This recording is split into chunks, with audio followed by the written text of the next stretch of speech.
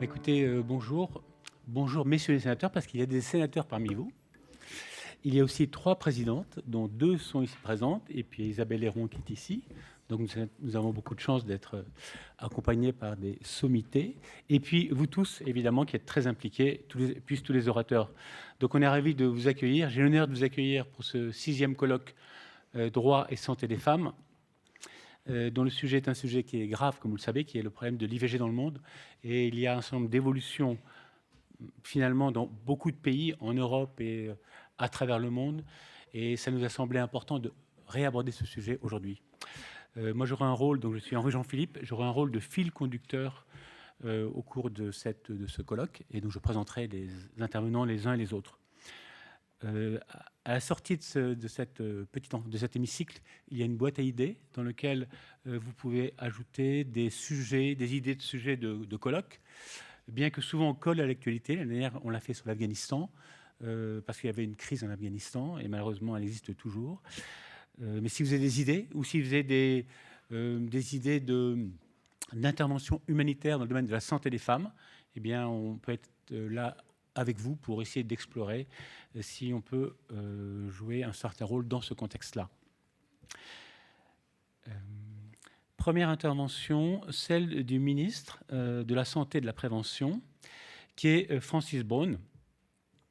Et je dois dire qu'à chaque colloque, et on organise maintenant depuis 6 ans, et auparavant on organisait déjà au Sénat, au Palais du Luxembourg, il a eu la réactivité la plus importante et immédiatement il nous a dit qu'il était là, qu'il trouvait que c'était un sujet très important, et donc vous allez l'écouter.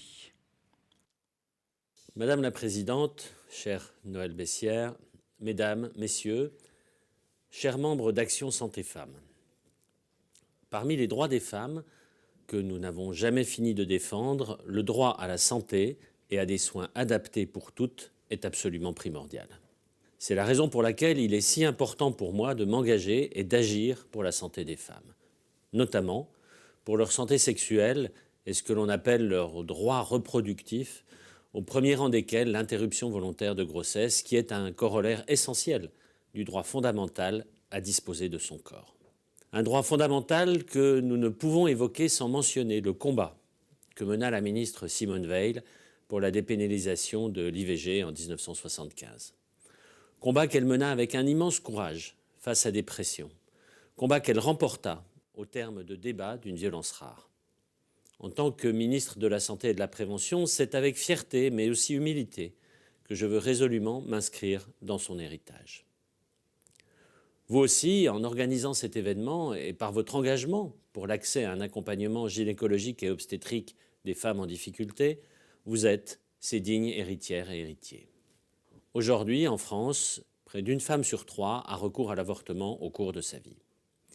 L'IVG est une réalité qui nous concerne toutes et tous.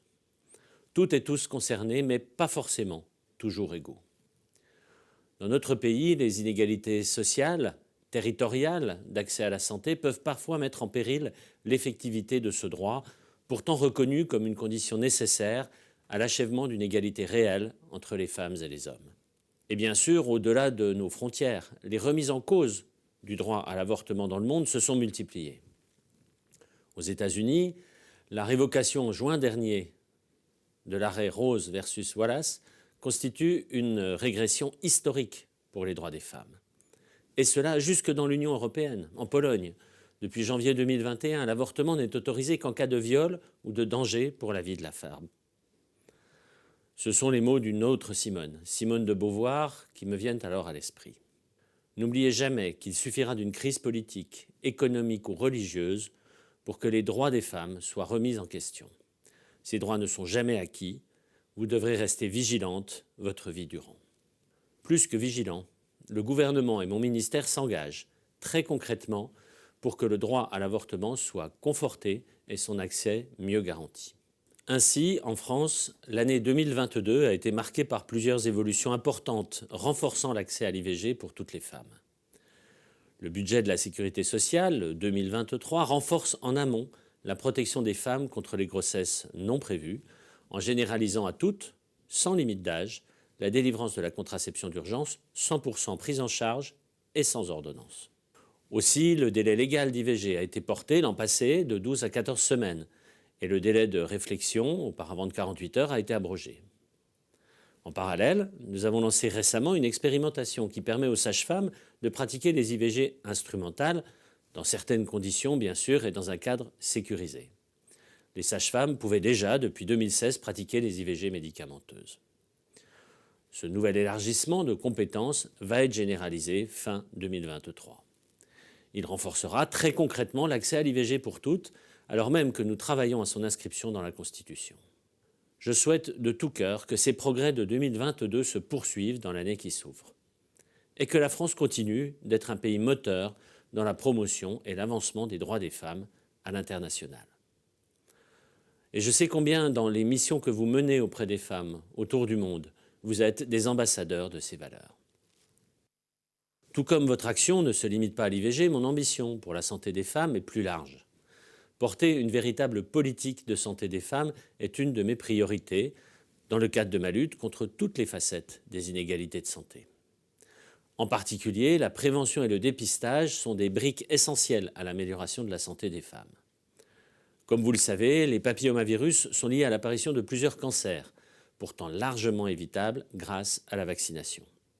Les cancers du col de l'utérus, mais également les cancers ORL, anaux, vaginaux. Je vous redis donc mon intention d'accroître la vaccination contre les infections à papillomavirus humains pour les garçons et pour les filles, afin d'éradiquer ces cancers à terme. Aussi, les rendez-vous de prévention aux âges clés de la vie que nous avons mis en place seront l'occasion pour toutes les femmes de mieux prendre en charge leur santé, leur contraception, de se mettre à jour de leur vaccination et dépistage, ainsi que de parler ouvertement de leur ménopause.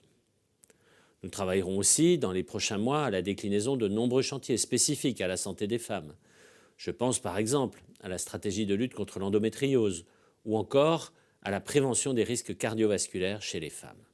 Mesdames, messieurs, c'est pour tout cela, si je ne peux malheureusement pas être physiquement présent, qu'il m'était très important de m'adresser à vous aujourd'hui. Héritiers et ambassadeurs, vous êtes en premier lieu des artisans de ce chantier collectif que sont les droits des femmes et le développement de la santé de celles-ci. Votre expérience, votre engagement sont précieux et essentiels. Alors, bravo pour ce travail que vous menez une fois encore. Merci et je vous souhaite un excellent colloque.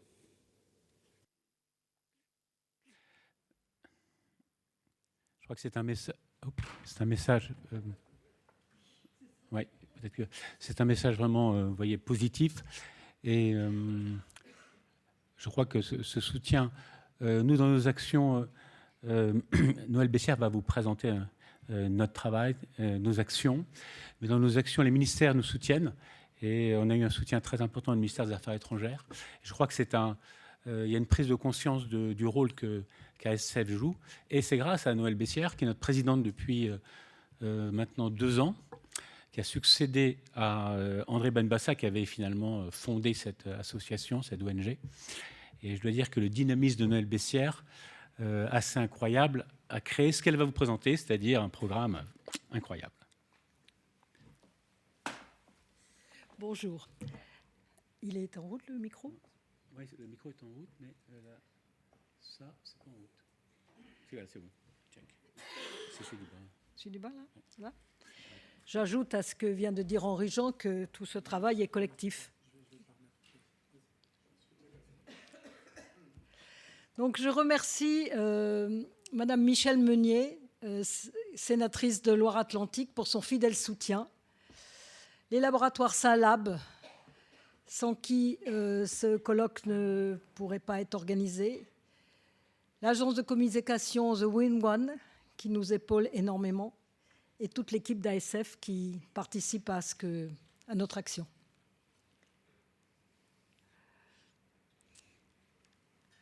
Donc c'est une ONG en santé maternelle, une ONG dédiée à la santé des femmes au travers le monde, toutes ces femmes en grande difficulté. Et donc nous intervenons dans des missions de prévention, d'éducation, de formation, de soins et d'urgence, et dans la défense du droit des femmes. comme en témoigne ce colloque que nous faisons chaque année. Nous avons un conseil d'administration composé de 12 membres et nous avons 200 membres actifs, gynécologues obstétriciens, sages-femmes, puéricultrices, logisticiens, qui participent à nos missions. Donc nous avons 14 programmes dans 14 pays que je vais vous énumérer. Donc à Madagascar, c'est une mission en santé sexuelle et reproductive dans les écoles de l'ONG ABC Domino qui scolarise 3500 élèves, garçons et filles, dans le Grand Sud de l'île Rouge. Au Gabon, où nous envoyons des sages-femmes pour faire du compagnonnage en salle d'accouchement, soutenu par l'hôpital Albert Schweitzer à Lambaréné. Des missions de formation en santé périnéale au Cambodge. Au Tchad, ce sont des missions de compagnonnage pour la formation obstétricale et des missions de réparation des fistules obstétricales et des formations de formateurs des écoles de sages-femmes. En Haïti, où c'est difficile d'aller actuellement vu le contexte politique, nous faisons de la formation de formateurs en école de sages-femmes, de la formation de formateurs en santé sexuelle et reproductive et des consultations dans une unité mobile sur la commune de Jérémie.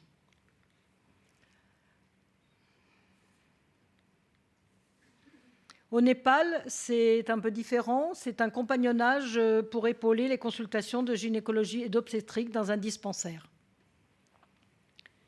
Au Vietnam, ce sont des missions de recherche sur la médicalisation des accouchements. En République démocratique du Congo, nous avons 2 programmes. Celui qui consiste en un compagnonnage et un enseignement en obstétrique et chirurgie gynécologique à l'hôpital de Panzi chez le Dr Mukwege. Et un deuxième programme soutenu par le programme Promequin à Kinshasa, où on soutient la mise à jour de 2 maternités de Kingasani et de Binza.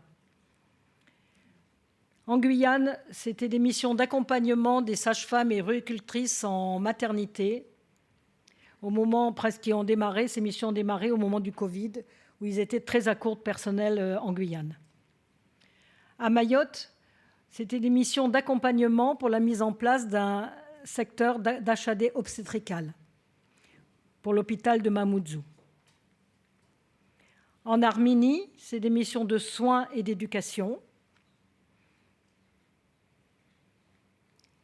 Et notre mission phare en ce moment auprès des réfugiés ukrainiennes ont d'abord eu lieu en Pologne, puis maintenant en Roumanie, puisque le flux des réfugiés ne passait plus par la Pologne. Donc on mène actuellement une action en Roumanie soutenue par le ministère des Affaires étrangères français. Et nous faisons des consultations de l'école des mères de lutte contre les violences faites aux femmes.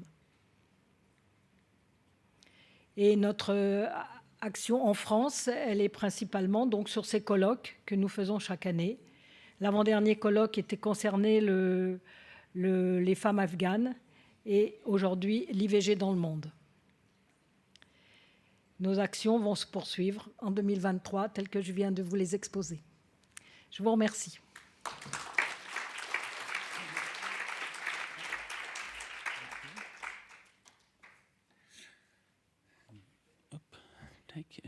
Donc, hop, ah non, hop.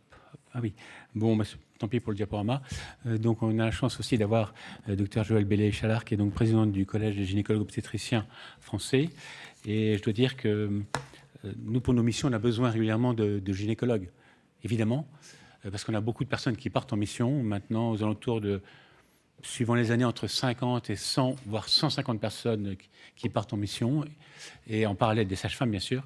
Et eh bien, évidemment, nous avons des ressources internes, mais sans l'aide de Joël Bellay-Chalard, ce serait impossible, parce qu'il y a une diffusion de l'information qui est immédiate à chaque fois. Donc merci, en fait, Joël, pour cela, et puis pour tout ce que tu fais, bien sûr, en France.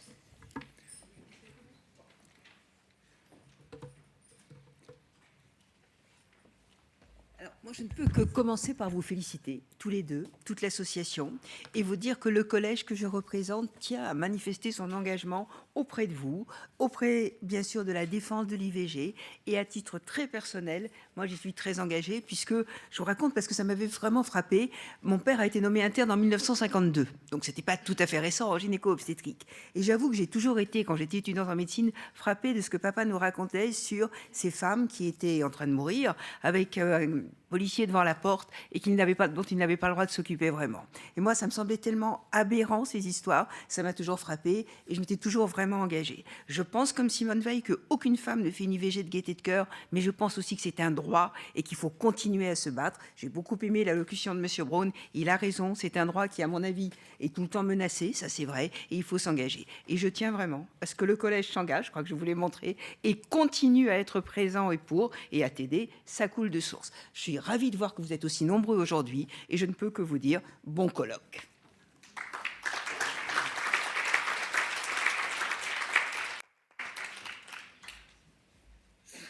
Merci beaucoup, Joël. Alors, on a démarré un petit peu en retard. Vous devinez un peu pourquoi. C'est qu'en fait, la personne qui nous permet d'être là aujourd'hui, et comme tous les ans, c'est Michèle Meunier. C'est toujours des sénatrices. Et il y a eu un petit problème de vent, comme vous avez pu vous en apercevoir, entre Nantes et Paris. Donc, elle sera un peu en retard. Donc, j'espérais qu'elle allait venir. Mais donc, on fera une petite interruption parce que vraiment, elle a un rôle très important pour ce message pour les femmes et aussi pour ce sujet, qui est un sujet particulier.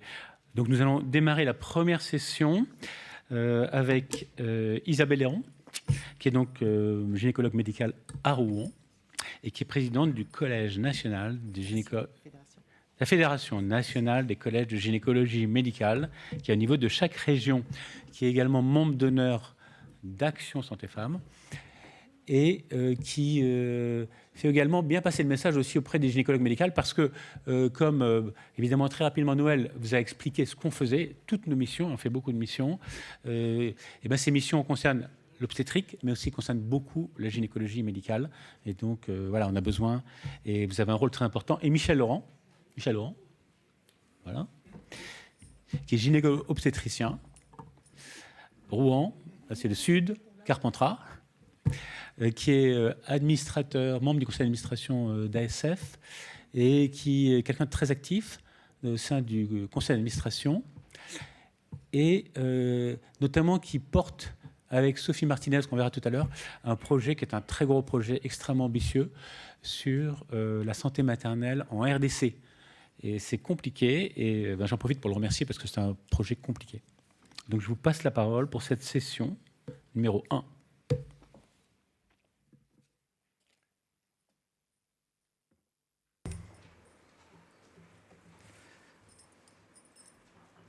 Alors je crois que comme vous le savez tous, de tout temps, les femmes ou beaucoup de femmes ont pu essayer d'éviter ou de supprimer des grossesses non désirées, et qu'en dehors des problèmes qui sont religieux, moraux, éthiques, et on va revoir ce problème, il y a un problème de santé publique qui est lié à cette intervention, et que la médicalisation qu'a pu entraîner la dépénalisation de la loi Veil a changé complètement les données. On reviendra un peu là-dessus tout à l'heure. Pour voir un peu d'où on vient, on a fait appel à Jean-Christophe Courtil, qui est maître de conférence en langue et littérature latine à Toulouse, qui est membre de l'Institut universitaire de France, et qui est un historien des idées, qui est spécialiste des rapports entre la philosophie et la médecine dans l'Antiquité, et qui va aujourd'hui nous parler de l'histoire de l'avortement dans l'Antiquité et les fondements de son interdiction. Je passe la parole à Monsieur Courtil.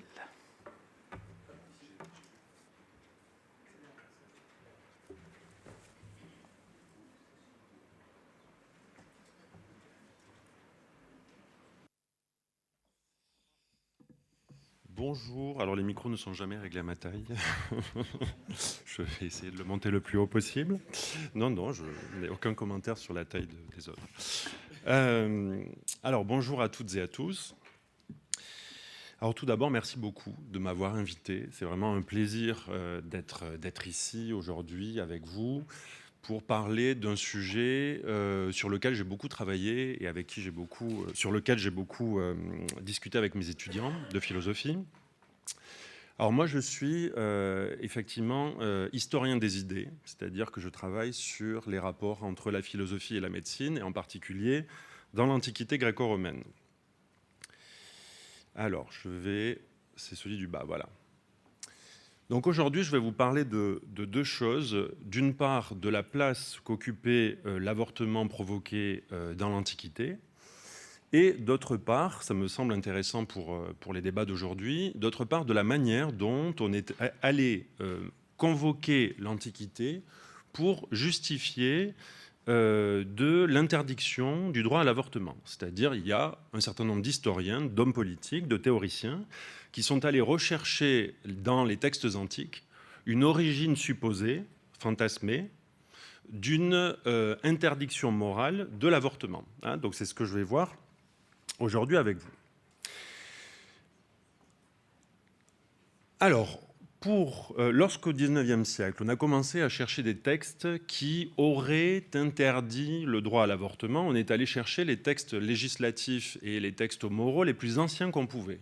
Donc on est allé chercher, par exemple, dans le Code d'Hammurabi, c'est un texte mésopotamien qui a 4000 ans, dans lequel on a toutes les activités humaines qui sont énumérées, et le texte législatif nous dit c'est autorisé ou c'est interdit, et si c'est interdit, quelles sont les peines. Et manque de peau, dans ce texte, il n'y a aucune mention de l'avortement. Donc il y a certains théoriciens qui ont essayé de tordre le texte pour essayer de lui faire dire ce qu'il ne disait pas, mais il ne le dit pas. Pareil pour les autres textes que je vous ai affichés. Le papyrus d'Ebers, c'est un papyrus médical égyptien dans lequel il y a toutes les pratiques médicales qui existent et qui sont autorisées ou interdites. Il y a bien l'avortement est autorisé, mais il y a des théoriciens qui ont quand même compris que c'était interdit. Ils ne doivent pas lire les langues anciennes comme moi, mais moi, en fait, les langues anciennes, c'est ma spécialité, donc je les lis, donc je sais ce que ça dit. Donc ça ne dit pas que c'est interdit, ça dit même que c'est autorisé. Dans l'Ancien Testament, pour ceux qui connaissent bien le texte, il n'y a aucune interdiction non plus de l'avortement. Et même dans les textes judéo-chrétiens, il est dit à plusieurs reprises que dans certains cas, l'avortement est autorisé. C'est le cas par exemple du Talmud. Là, vous avez le Talmud de Babylone. Dans le Talmud, il est bien précisé que lorsque la vie de la mère est en danger, il faut que le médecin pratique l'avortement. Donc même dans les textes religieux, dans les textes fondateurs de la religion judéo-chrétienne, l'avortement est autorisé. Ça, il faut bien avoir conscience et arrêter de croire les gens qui déforment les textes de l'Antiquité. Alors, qu'est-ce qu'on est allé chercher de manière plus évidente parce que les autres textes ne convainquaient pas assez? On est allé chercher le serment d'Hippocrate. Alors ça, je pense que c'est un texte que vous connaissez tous. Le serment d'Hippocrate, contrairement à ce qu'on dit, c'est un texte qui est très compliqué et qui pose un certain nombre de problèmes en histoire des idées. D'une part, parce qu'on ne sait pas exactement qui est l'auteur, ce n'est pas Hippocrate. On ne sait pas exactement à quelle époque ça a été écrit. On sait à peu près que c'est le IVe siècle. C'est certainement un élève d'Hippocrate qui avait suivi ses cours, mais on ne sait pas exactement qui. Donc il y a un certain nombre quand même de questions sur ce texte qui posent problème. On est allé le chercher, bien sûr, parce que c'est un texte qui constitue le fondement de l'éthique médicale occidentale. Donc si ce texte-là interdit l'avortement, c'est du pain béni pour tout ce qui s'oppose à la pratique. Alors que le texte dit, alors ne vous inquiétez pas, je vous l'ai écrit en grec, mais aussi dans sa traduction française, mais j'imagine que vous êtes tous de brillants hellénistes. Que dit la traduction? Ça vous fera des souvenirs peut-être de collège ou de lycée, pour ceux qui en ont fait. Le texte dit « Je ne remettrai à personne, même sur sa demande, une drogue mortelle, ni ne prendrai l'initiative d'une telle suggestion. » Phrase suivante, de même, « Je ne remettrai pas non plus à une femme de PCR abortif. » C'est ce que le texte dit. Donc là, c'est génial. Les théoriciens du 19e qui cherchaient un texte antique qui justifiait l'interdiction de l'avortement étaient comblés, puisqu'on avait enfin un texte dans lequel il était dit « L'avortement est interdit ». C'est comme ça qu'on l'a compris au XIXe siècle.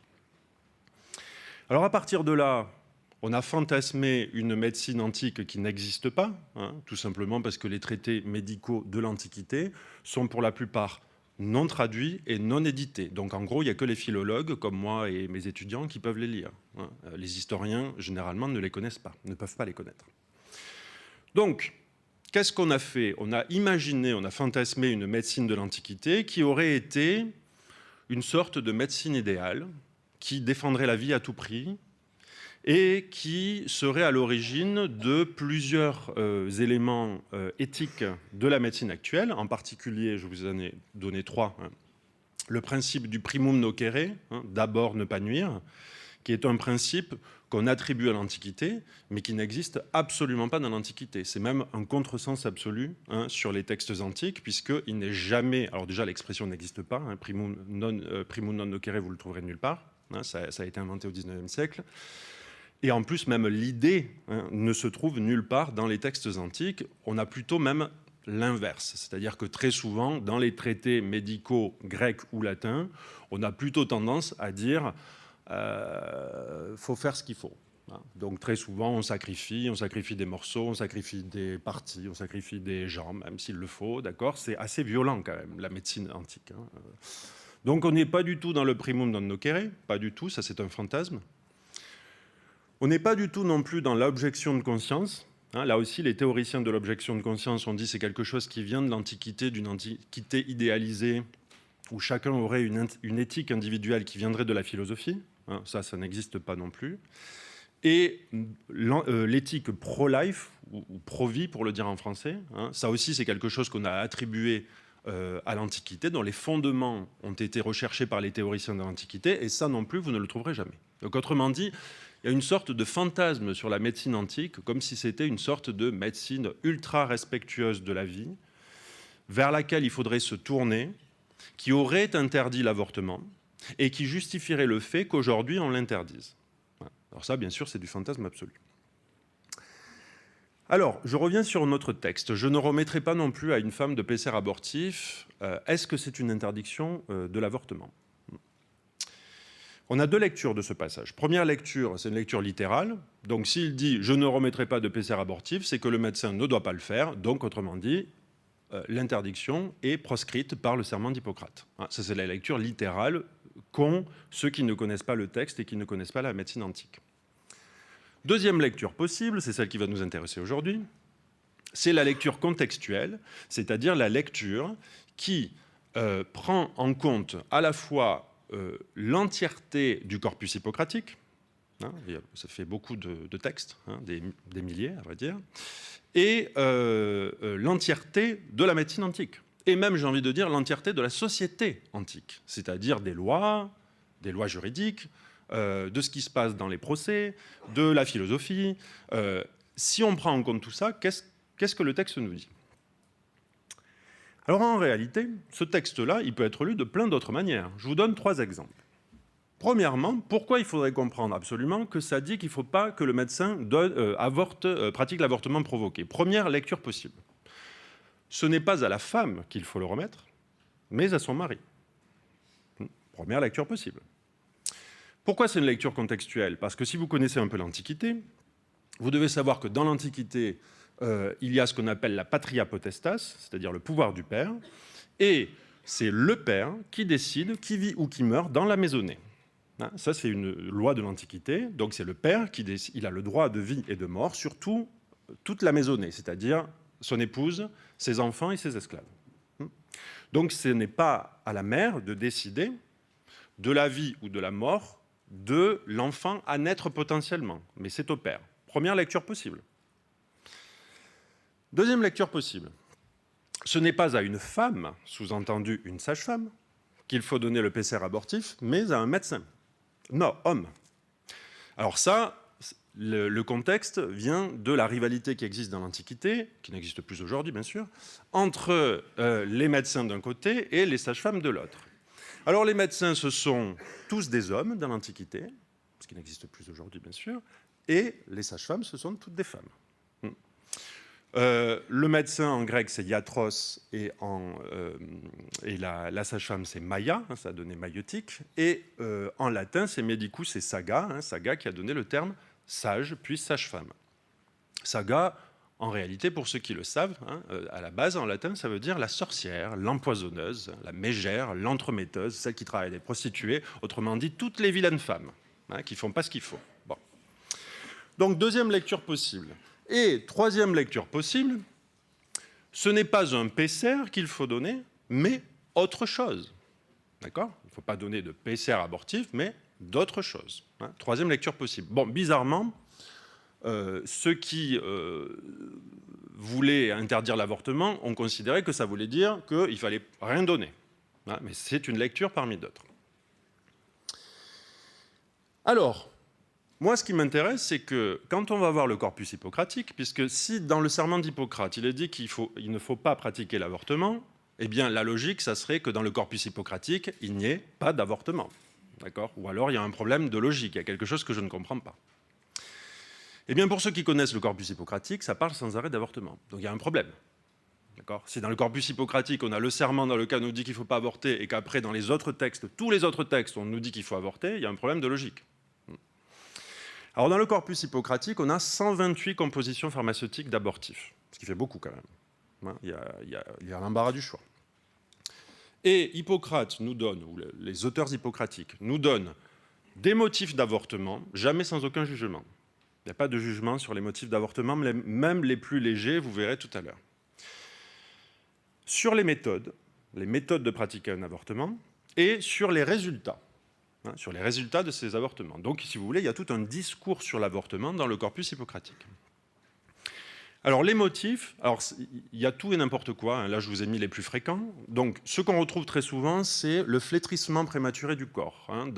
Chez les auteurs gynécologiques de l'Antiquité, on a la croyance selon laquelle une grossesse, ça accélère le vieillissement de la femme. Donc, ça fait flétrir son corps. Et donc, en particulier, ça, c'est les raisons qui sont données par les prostituées, les comédiennes, les danseuses dans l'Antiquité qui vivent de leur corps et qui, lorsqu'elles sont enceintes, en fait, perdent tout revenu. Il n'y a pas le RSA et tout ça dans l'Antiquité. Donc, quand on ne peut plus travailler, on n'a plus rien. Donc, ça, c'est le premier exemple. Alors, je vous ai mis un texte parce qu'il est assez révélateur de ça. C'est Hippocrate, donc de la nature de l'enfant. Une femme que je connais avait une chanteuse, donc c'est une de ses esclaves, renommée, ayant commerce avec les hommes. Il ne fallait pas qu'elle devînt enceinte pour ne pas perdre de sa valeur. C'est-à-dire que si elle est enceinte, à ce moment-là, elle ne pourra plus se produire sur scène. Alors vous allez me dire pourquoi aujourd'hui il y a des femmes enceintes qui travaillent. Oui, alors dans l'Antiquité, les chanteuses, danseuses, comédiennes, etc., on les appelle des intouchables, c'est-à-dire les hommes ne sont pas censés avoir de rapport sexuel avec elles. Donc à partir du moment où elles sont enceintes, elles ne peuvent plus travailler. Qu'est-ce qu'on a aussi ? Alors on a l'avortement thérapeutique, bien entendu, ça c'est reconnu par les médecins. Donc lorsque la vie de la mère est en danger, les naissances hors mariage, surtout lorsque ça se voit, parce que si ça se voit pas, c'est pas très grave.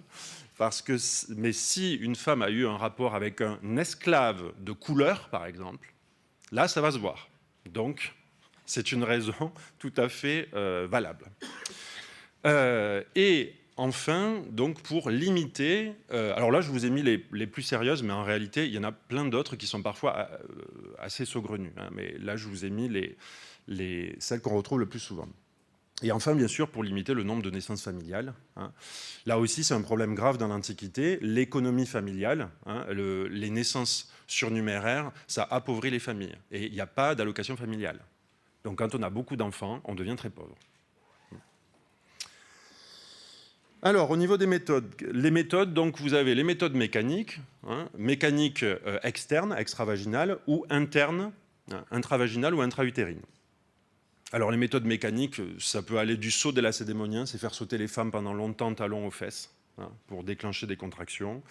des pressions utérines pour déclencher des contractions aussi, les marches forcées, les chaos de voiture, les éternuements, parfois des choses beaucoup plus dangereuses, des chutes provoquées. Bon. Et les méthodes traumatiques intravaginales ou intra-utérines, donc c'est décollement ou perforation des membranes, donc avec différents instruments, dont des embryosphactes, ce sont des tiges de cuivre, vous en avez à côté sur l'illustration, qu'on insère dans le vagin pour faire ouvrir l'utérus et ensuite perforer la membrane, et le maintien du col ouvert, soit avec des glands, c'est des ovules métalliques, ou des cylindres qui laissent le col ouvert pendant quelques heures ou quelques jours jusqu'à ce que les contractions soient provoquées. Et on a des méthodes chimiques, soit par Klister ou Pesser, soit par voie orale, et là ça dépend des propriétés bien sûr pharmacodynamiques. Alors la plupart des produits qu'on trouve, ce sont des vermifuges, des purgatifs et des emménagogues. Mais on trouve aussi des substances vénéneuses, comme le sumac ou les cantharides, vous savez, ces petites mouches dont l'ingestion est très dangereuse, voire mortelle.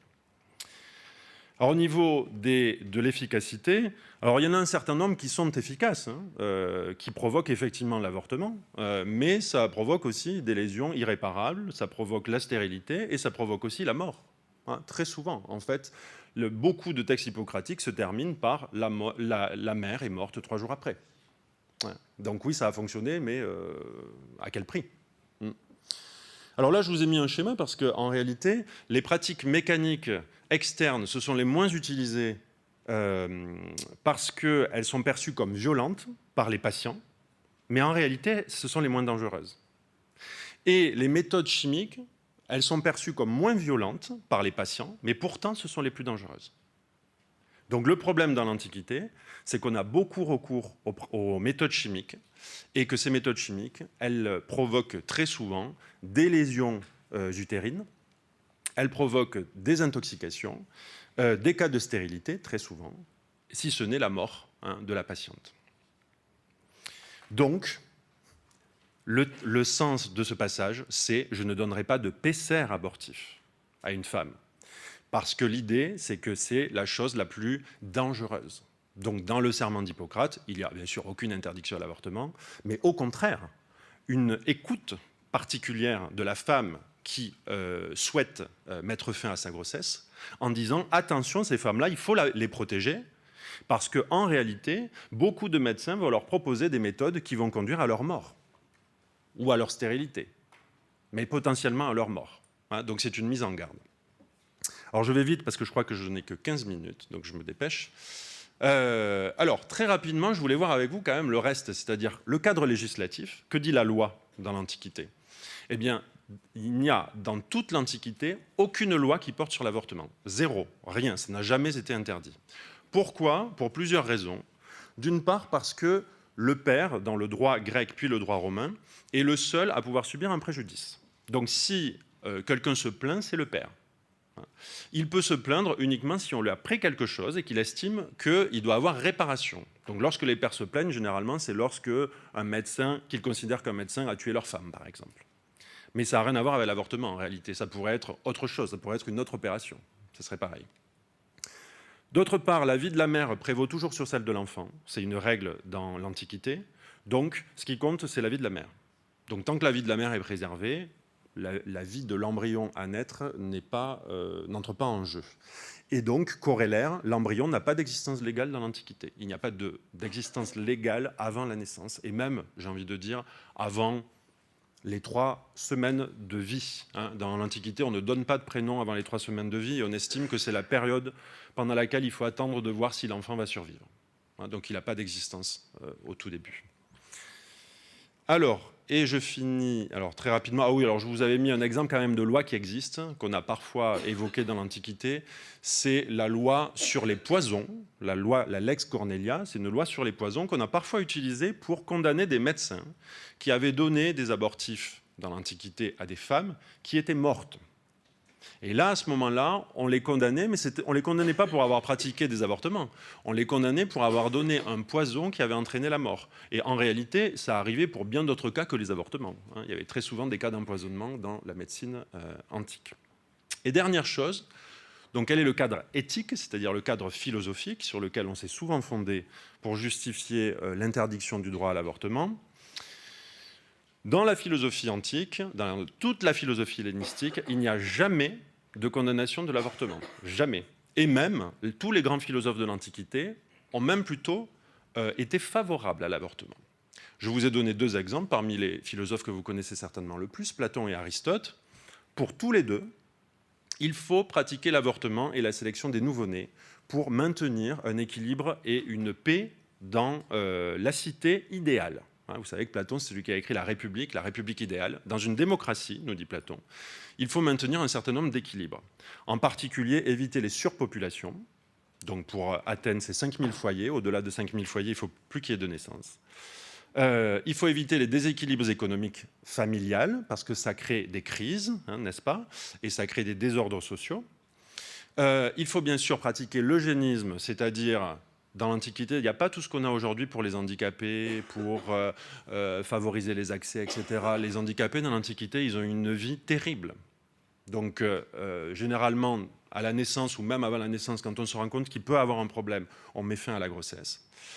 Et aussi l'âge de la mère. Dans l'Antiquité, les philosophes antiques recommandent, à partir de 40 ans pour Platon et 50 ans pour Aristote, de mettre fin à toute grossesse dès qu'elle dépasse un certain âge, parce qu'ensuite il y a trop de problèmes.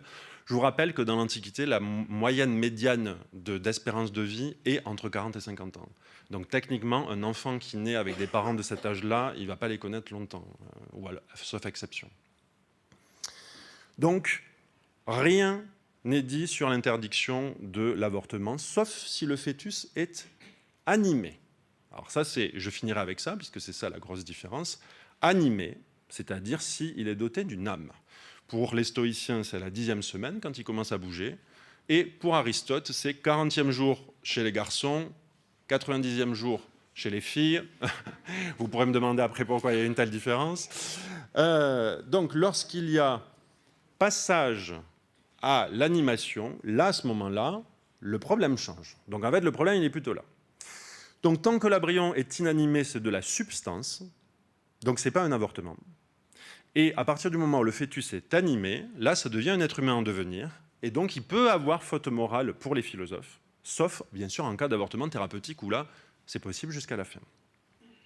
Donc, la grosse différence qui, pour nous, nous intéresse, et la mauvaise lecture qui est donnée des textes anciens, c'est que très souvent, ce que nous, on perçoit comme étant un avortement, pour les anciens, n'était pas des avortements. Ce n'était pas des avortements. C'est-à-dire que pour la pensée de la moderne, pour les modernes, pour nous, on parle de contraception avant la formation de l'embryon, et on parle d'avortement à partir du moment où l'embryon est conçu. Mais dans l'Antiquité, pas du tout. Dans l'Antiquité, on parle de contraception, c'est le terme atokia qu'on retrouve chez Hippocrate ou Soranos d'Éphèse au IIe siècle, notre gynécologue. On parle d'atokia, c'est-à-dire contraception, avant le 3e mois.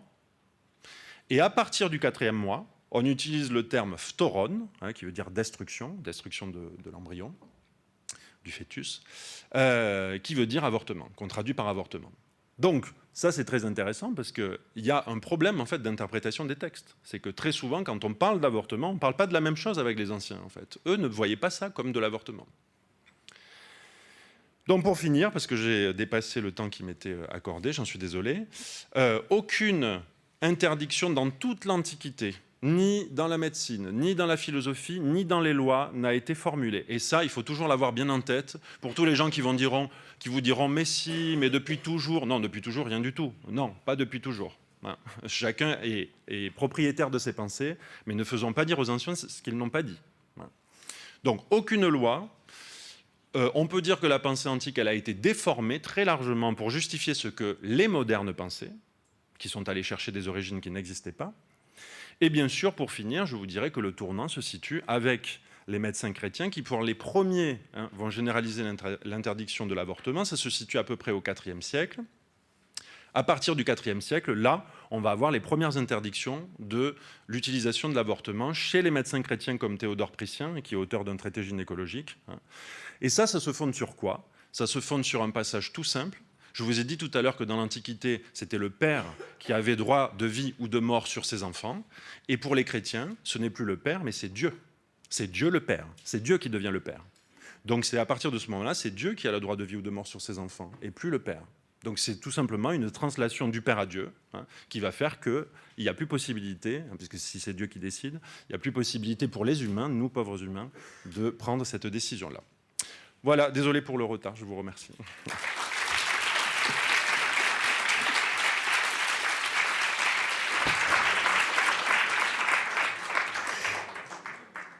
Je vous remercie pour cet exposé qui nous a donné de bonnes bases et nous a rappelé ou appris ces notions justement aussi importantes pour le sujet d'aujourd'hui.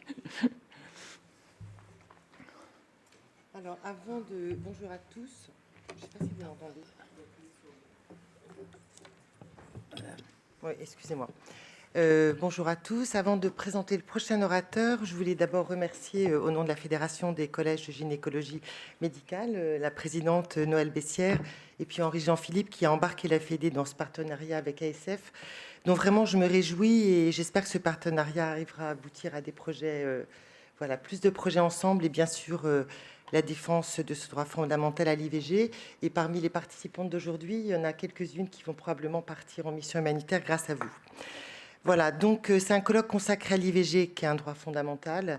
Je suis d'accord avec Joël, bien sûr les gynécologues médicaux défendent ce droit et nous sommes presque jour pour jour à 47 ans de la loi Veil, mais simplement à quelques mois de l'annulation de l'arrêt Roe versus Wade, qui a été une onde de choc sur la planète et qui nous montre à quel point en fait ce droit à l'IVG il est fragile et qu'on ne doit jamais baisser la garde et que finalement je pense que le droit à l'IVG sera toujours un combat. En tout cas, ce colloque consacré à l'IVG a beaucoup de sens pour nous toutes. Et nous tous, pardon, parce qu'il y a aussi beaucoup d'hommes engagés pour l'avortement. Et donc, justement, ça tombe bien. Nous avons le plaisir d'accueillir pour cette deuxième communication le docteur Philippe Fauché, qui est gynécologue obstétricien, qui est un médecin, je dirais, féministe, puisqu'il est engagé en faveur du droit à l'avortement. Il dirige l'unité d'orthogénie à l'hôpital Trousseau à Paris.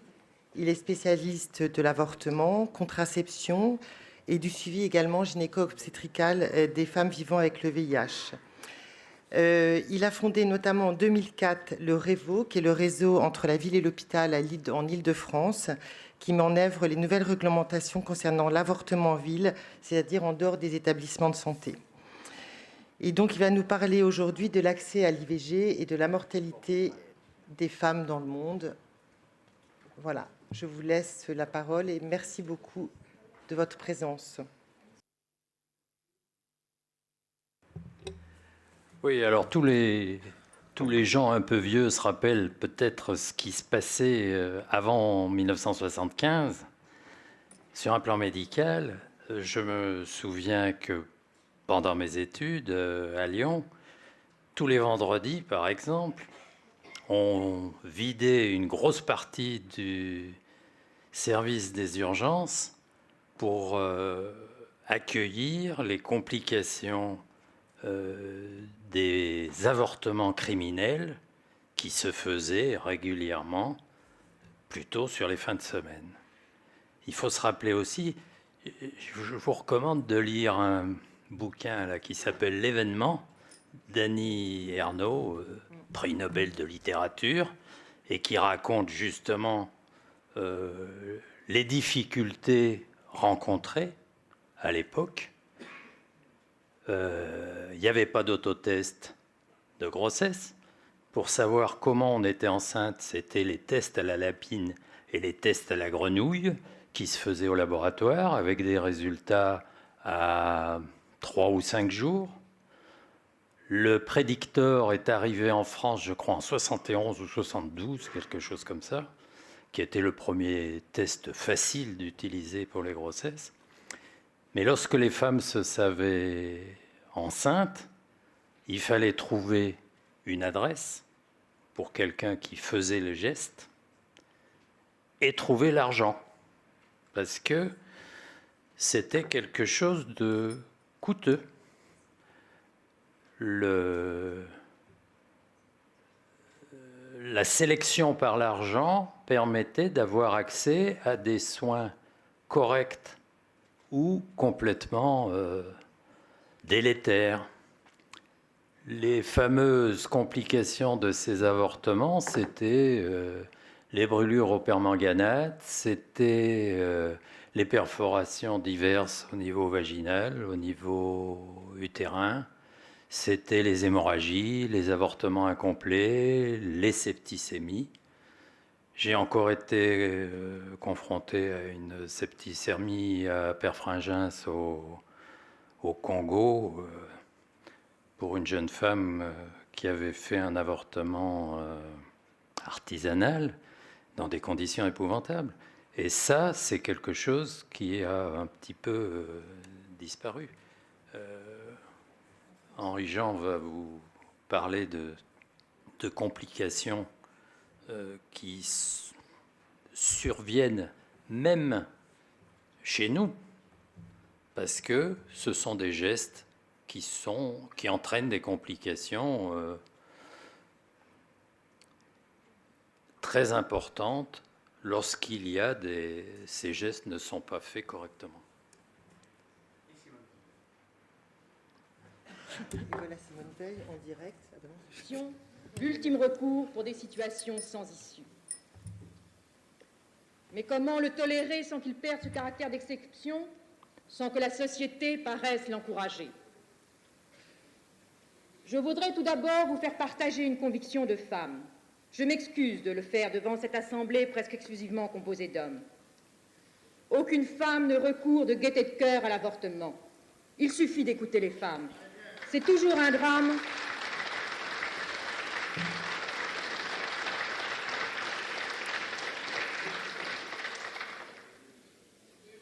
C'est toujours un drame, cela restera toujours un drame. C'est pourquoi, si le projet qui vous est présenté tient compte de la situation de fait existante, s'il admet la possibilité d'une interruption de grossesse, c'est pour la contrôler et autant que possible en dissuader la femme.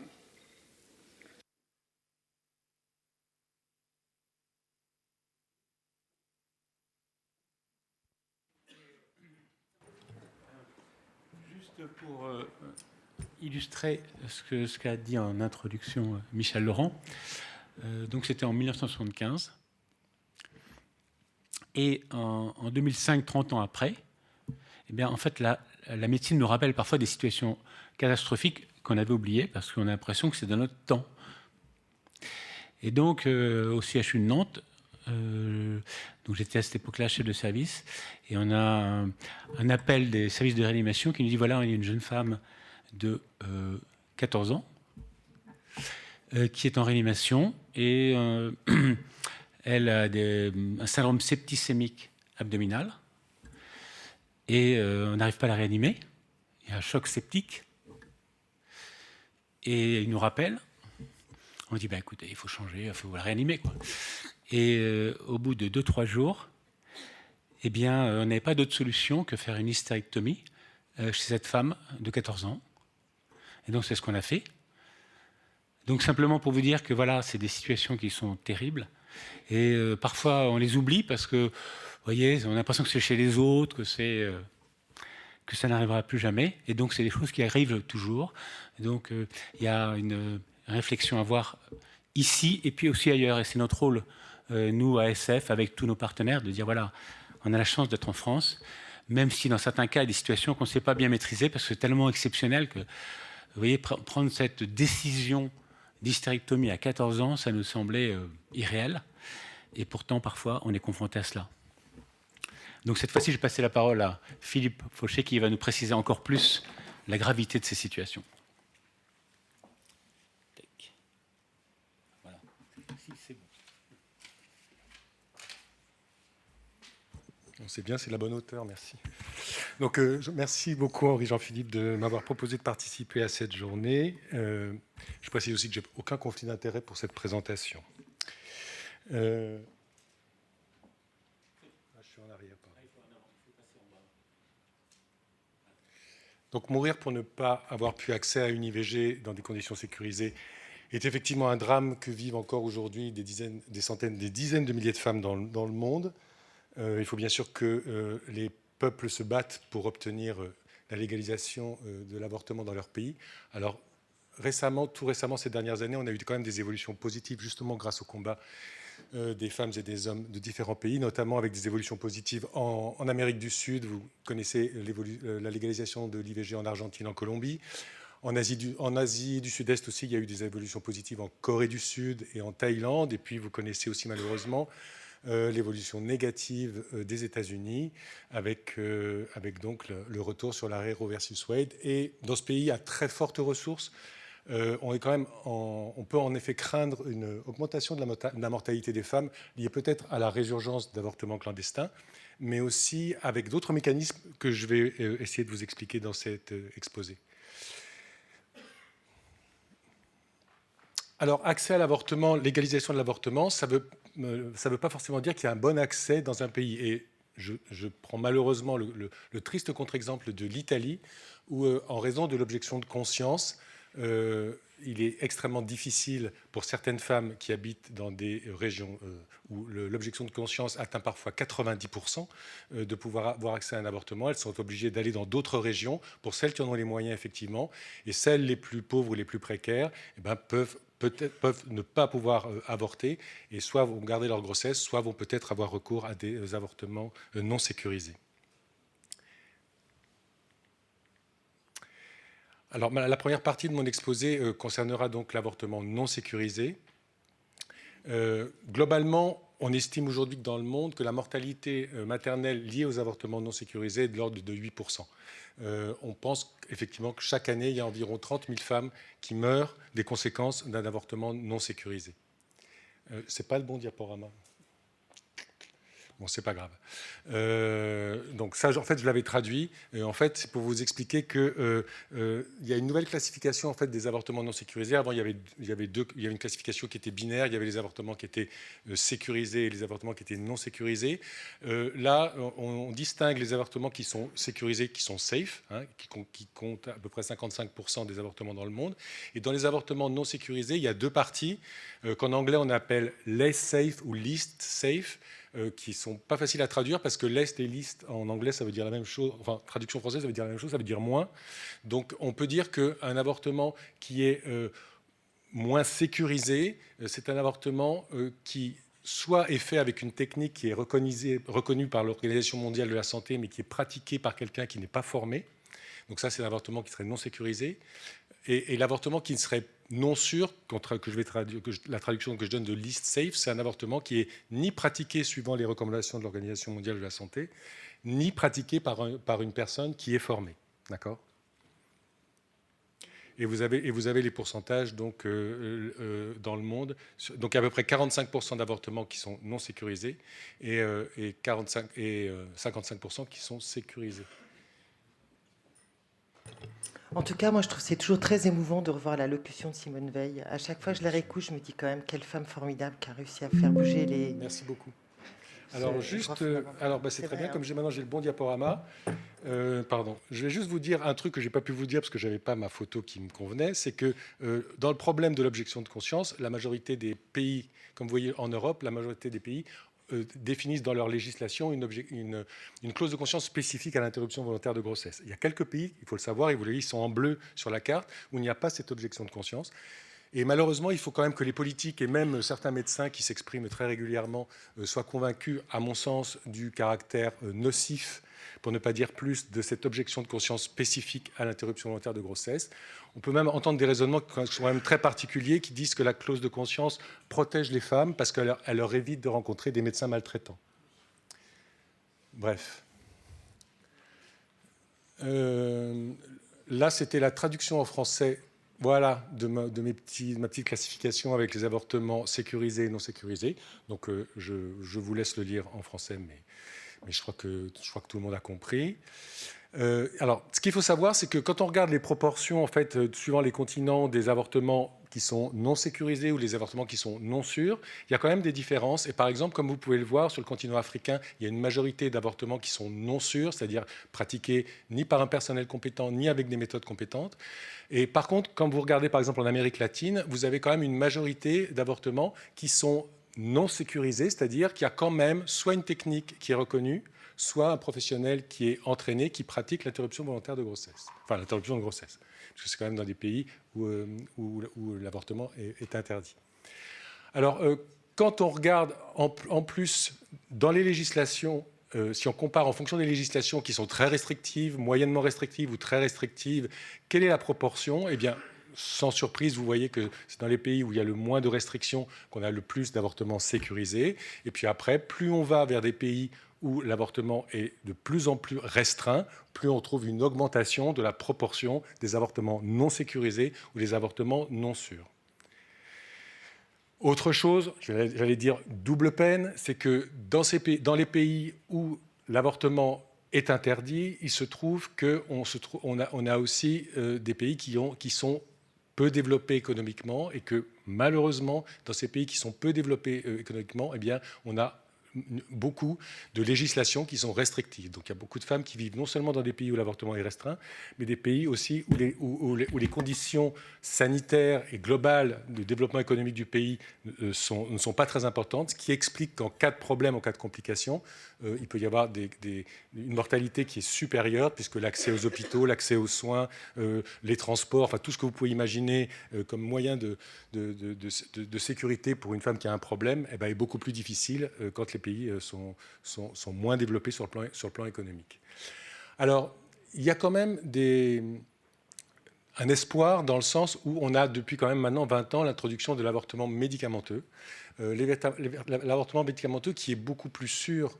D'abord que c'est une technique qui est validée par l'Organisation mondiale de la santé et qui comporte beaucoup moins de complications que l'avortement instrumental quand il est fait dans de mauvaises conditions. Et on a des auteurs qui ont tout à fait calculé la réduction de mortalité qu'on peut avoir dans un pays donné où l'avortement est restreint avec l'introduction de l'avortement médicamenteux. Alors évidemment c'est une introduction qui n'est pas légale, hein, mais vous savez qu'il existe soit l'achat clandestin sur les marchés de produits abortifs, soit des organisations internationales qui fournissent dans ces pays l'avortement médicamenteux. Et donc, il y a des auteurs qui ont calculé qu'en fonction du pourcentage d'avortements médicamenteux dans ces pays où l'avortement est interdit, mais où les femmes quand même peuvent l'utiliser, eh bien, on peut avoir une réduction de la mortalité maternelle. Et ainsi, comme vous pouvez le voir sur ce tableau, on pense qu'on pourrait avoir jusqu'à une réduction de 30 000 vies sauvées grâce à l'introduction de l'avortement médicamenteux dans ces pays. On a même des courbes, vous voyez un exemple en Tanzanie ou en Éthiopie, où en fonction de la proportion d'avortements médicamenteux qui est pratiquée dans le pays où l'avortement est interdit, je le rappelle, eh bien, vous avez de plus en plus de vies sauvées parce que c'est une technique qui, même si elle est pratiquée par une personne qui est pas formée, ou si elle est pratiquée par la femme elle-même parce qu'elle achète les comprimés sur le marché, eh bien, elle aura beaucoup moins de risques de mourir que si elle se tourne vers des techniques instrumentales dangereuses à risque potentiellement infectieux. Alors, les méthodes d'avortement à risque, le problème de la classification dont je vous ai parlé, c'est qu'elle ne donne pas de dangerosité de la méthode d'avortement qui n'est pas sûre. Vous pouvez avoir des méthodes qui sont très dangereuses. Là, je vous ai listé les méthodes d'avortement à risque. Je ne vais pas toutes les détailler, mais vous voyez qu'il y a quand même des choses qui sont extrêmement violentes que peuvent s'infliger les femmes, s'infliger des blessures directes, s'infliger un corps étranger, une brindille, un cintre, qui est malheureusement bien connu, ou un os de poulet dans l'utérus. Enfin bon, je ne vais pas vous les détailler, je vous laisse les lire. Ça, on peut considérer que ça peut être quand même extrêmement dangereux si on fait ça. En revanche, je ne sais pas si on peut voir, mais il y a une liste de plein de produits que les femmes peuvent absorber dans l'espoir d'avorter, mais qui ne sont pas forcément dangereux. Par exemple, avaler du dentifrice, je pense que ça ne va pas tuer grand monde, mais en même temps, les femmes pensent que ça fait quand même partie des méthodes d'avortement qui ne sont pas validées par l'Organisation mondiale de la santé, d'avaler du dentifrice, mais ça ne va pas être quand même très dangereux. Alors, ça peut expliquer tout ça. Là c'est une diapositive sur la mortalité dans le cas d'avortement non sûr, c'est-à-dire ni pratiqué par des méthodes validées, ni pratiqué par du personnel compétent. Vous voyez que pour un même niveau d'avortement non sûr, on peut avoir en fonction des pays des cas de fatalité, c'est-à-dire de mort de femmes, qui sont extrêmement variables. Par exemple, quand vous regardez à l'extrême droite, vous voyez c'est en Afrique, vous avez des cas de mortalité qui sont très élevés. Mais quand vous regardez plus vers votre gauche, dans des pays pour une même proportion d'avortements non sûrs, eh bien, il y a des pays où il y a plus de mortalité, d'autres il y en a beaucoup moins. Et ça, c'est lié à d'autres facteurs. Par exemple, si vous avez un pays qui est plus développé économiquement. On aura donc moins de mortalité parce qu'il y aura une meilleure prise en charge des complications après l'avortement s'il y a un accident que dans un pays où l'infrastructure hospitalière est beaucoup moins bonne. Il faut savoir aussi que dans ces statistiques, on ne tient pas du tout compte de l'âge gestationnel. Et en fait, plus l'âge gestationnel est élevé, plus il y a un risque de mortalité qui est importante. Et bien peut-être que dans des pays, s'il y a un accès plus rapide à des avortements, à un terme gestationnel plus précoce, on peut avoir moins de mortalité. Ce qui vous explique un peu la variation un peu des cas de fatalité, enfin de mortalité, en fonction du pourcentage d'avortements non sécurisés. Alors, est-ce qu'il y a une corrélation entre légaliser l'avortement et faire chuter la mortalité maternelle? Alors vous allez me dire, mais oui, évidemment, enfin, tout le monde, il est en train de nous enfoncer des portes ouvertes. Il faut savoir que dans les opposants à l'avortement, dans les mouvements anti-choix, moi je préfère dire que pro-vie, dans les mouvements anti-choix, vous en avez qui contestent même cette donnée, c'est-à-dire qui contestent même le fait que légaliser l'avortement, ça permet de faire diminuer la mortalité maternelle. Alors qu'est-ce qu'on a comme donnée qui quand même me semble assez évidente pour dire que quand on légalise l'avortement dans un pays, la mortalité maternelle va chuter? Bien, ce sont les chiffres justement de mortalité. Bon, ça c'est une vieille publication sur ce qui se passait en France, où la mortalité suite à la légalisation de l'avortement par la loi Veil a considérablement chuté, mais on a des exemples dans d'autres pays. Vous avez aux États-Unis également, à la suite de la légalisation de l'avortement, une chute de la mortalité maternelle. On a aussi l'exemple de l'Afrique du Sud, par exemple, où à la suite de la légalisation de l'interruption volontaire de grossesse, on a eu une chute extrêmement importante des taux de mortalité maternelle et des taux de mortalité liés à l'avortement. Et puis on a un exemple, un malheureux exemple, mais enfin un exemple qui est quand même assez intéressant, que vous connaissez peut-être, c'est l'exemple de la Roumanie, où l'avortement était légal avant l'arrivée de Ceausescu. Puis quand Ceausescu est arrivé au pouvoir, il a voulu mener une politique nataliste, donc il a supprimé l'interruption de grossesse. Puis quand Ceausescu s'est fait zigouiller, hop, après, il y a eu un retour de la légalisation de l'avortement. Et bien, quand vous regardez les courbes de mortalité telles que vous les voyez là, elles étaient basses avant l'arrivée de Ceausescu au pouvoir.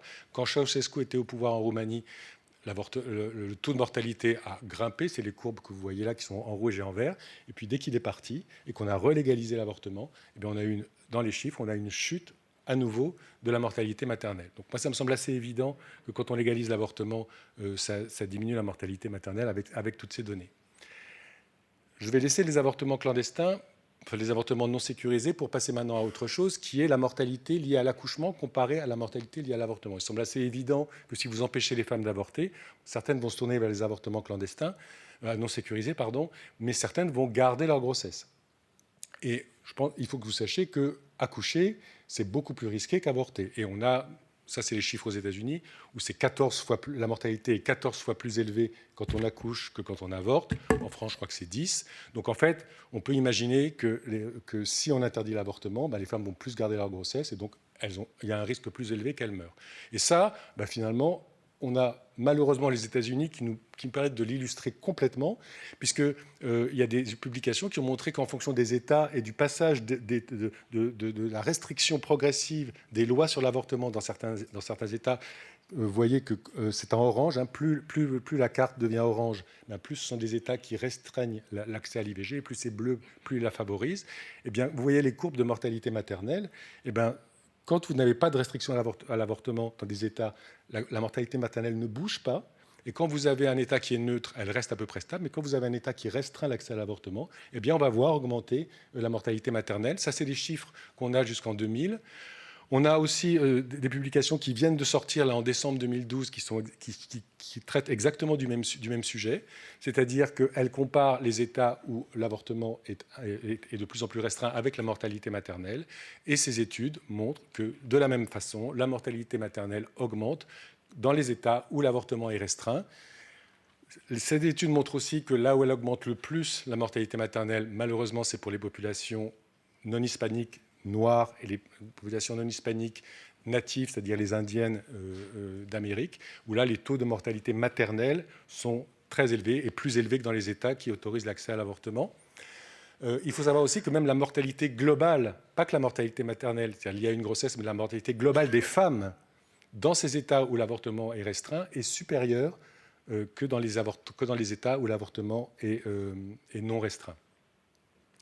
Il y a même cette publication qui est assez intéressante, c'est des démographes, c'est des calculs très compliqués de démographes, qui ont essayé de calculer aux États-Unis si jamais on supprimait complètement l'avortement, eh bien, combien on aurait de femmes qui vont mourir en plus?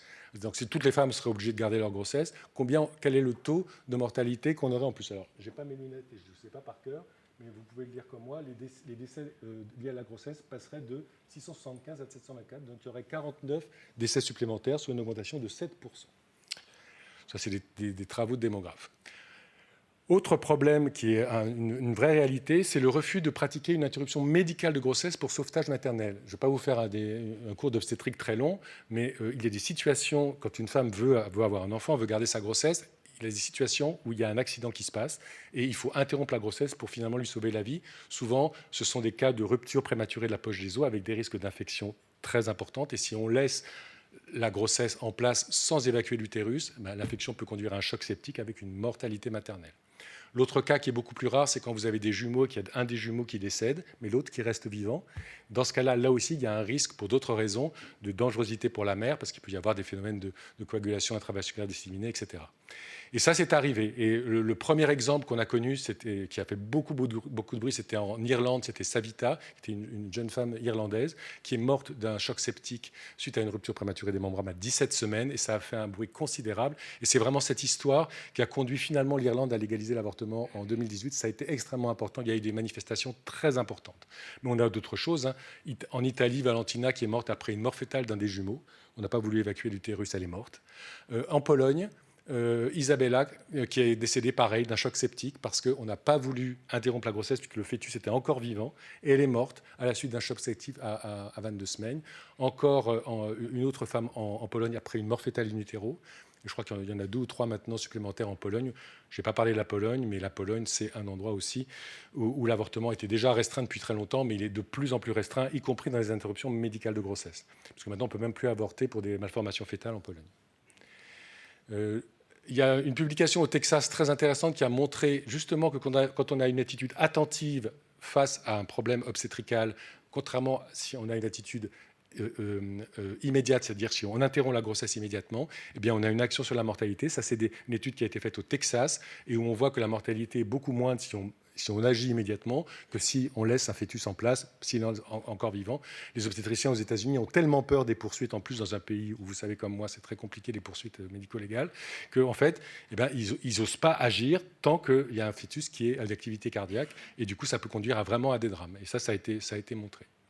Je termine rapidement avec autre chose, mais qui est difficile à prouver, c'est qu'on a une étude très importante américaine prospective sur le devenir des femmes à qui on a refusé un avortement et qui ont maintenu leur grossesse, qui ont gardé leur grossesse et qui ont finalement accouché. C'est une étude très importante qui a été publiée dans plusieurs journaux et qui a montré que ces femmes avaient beaucoup plus de risques. Là, ont 3 fois plus de risques de se retrouver dans des conditions socio-économiques défavorables. Et on peut imaginer que des femmes qui se retrouvent dans des conditions socio-économiques défavorables après aient moins accès aux soins et moins accès à toutes les possibilités qu'elles peuvent avoir dans leur pays de se faire soigner. Et ça pourrait contribuer à augmenter la mortalité. On ne peut pas avoir de preuves directes parce que c'est complètement indirect comme démonstration, sauf que tout récemment, et ça on en a aussi pas mal parlé, en décembre 2022, dans le JAMA est sortie une étude sur le taux de suicide des femmes qui vivent dans des pays, dans des États aux États-Unis où l'avortement a été restreint. Ils ont comparé les femmes de 18 à 45 ans avec les femmes de 45 ans à plus, c'est-à-dire les femmes qui sont actives sur le plan reproductif à celles qui ne le sont plus. Ils ont aussi fait regarder par rapport aux accidents de la route pour voir s'il n'y avait pas de biais, etc. Et en fait, ils ont montré, c'est la courbe que vous voyez sur la gauche, que les femmes qui vivent dans des États des États-Unis où l'avortement est restreint, il y a plus de risques de suicide. Et ils ont chiffré à peu près à 5% l'augmentation du risque de suicide chez ces femmes qui vivent dans des États des États-Unis où l'avortement est restreint. Voilà, je termine juste avec ce tableau, mais je ne sais pas si tout le monde pourra bien le lire. C'est le tableau de Benson qui montre que finalement, pour améliorer l'avortement, la mortalité des femmes et donc diminuer le risque des avortements sécurisés, bien sûr, il faut changer les lois. Bien sûr, il faut légaliser l'avortement, mais pas que. Il y a aussi toutes les attitudes des femmes qu'il faut réussir à changer. Il faut qu'elles aient confiance dans le système de soins. Il faut qu'elles aillent consulter dans le système de soins. Et puis aussi, il y a tout le système de soins, c'est-à-dire quels sont les services d'IVG, quels sont les professionnels, quels sont les moyens de transport, etc., etc. Donc vous voyez que tout ça est multifactoriel. Il n'y a pas une seule façon de diminuer la mortalité des femmes en augmentant les avortements sécurisés.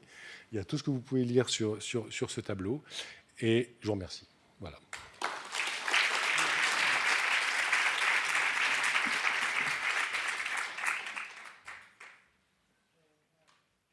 Excusez-moi, décidément. Un grand merci pour avoir fait le tour des complications et de l'intérêt aussi de ne pas aller à l'encontre du désir d'interrompre la grossesse. Je vous laisse poursuivre.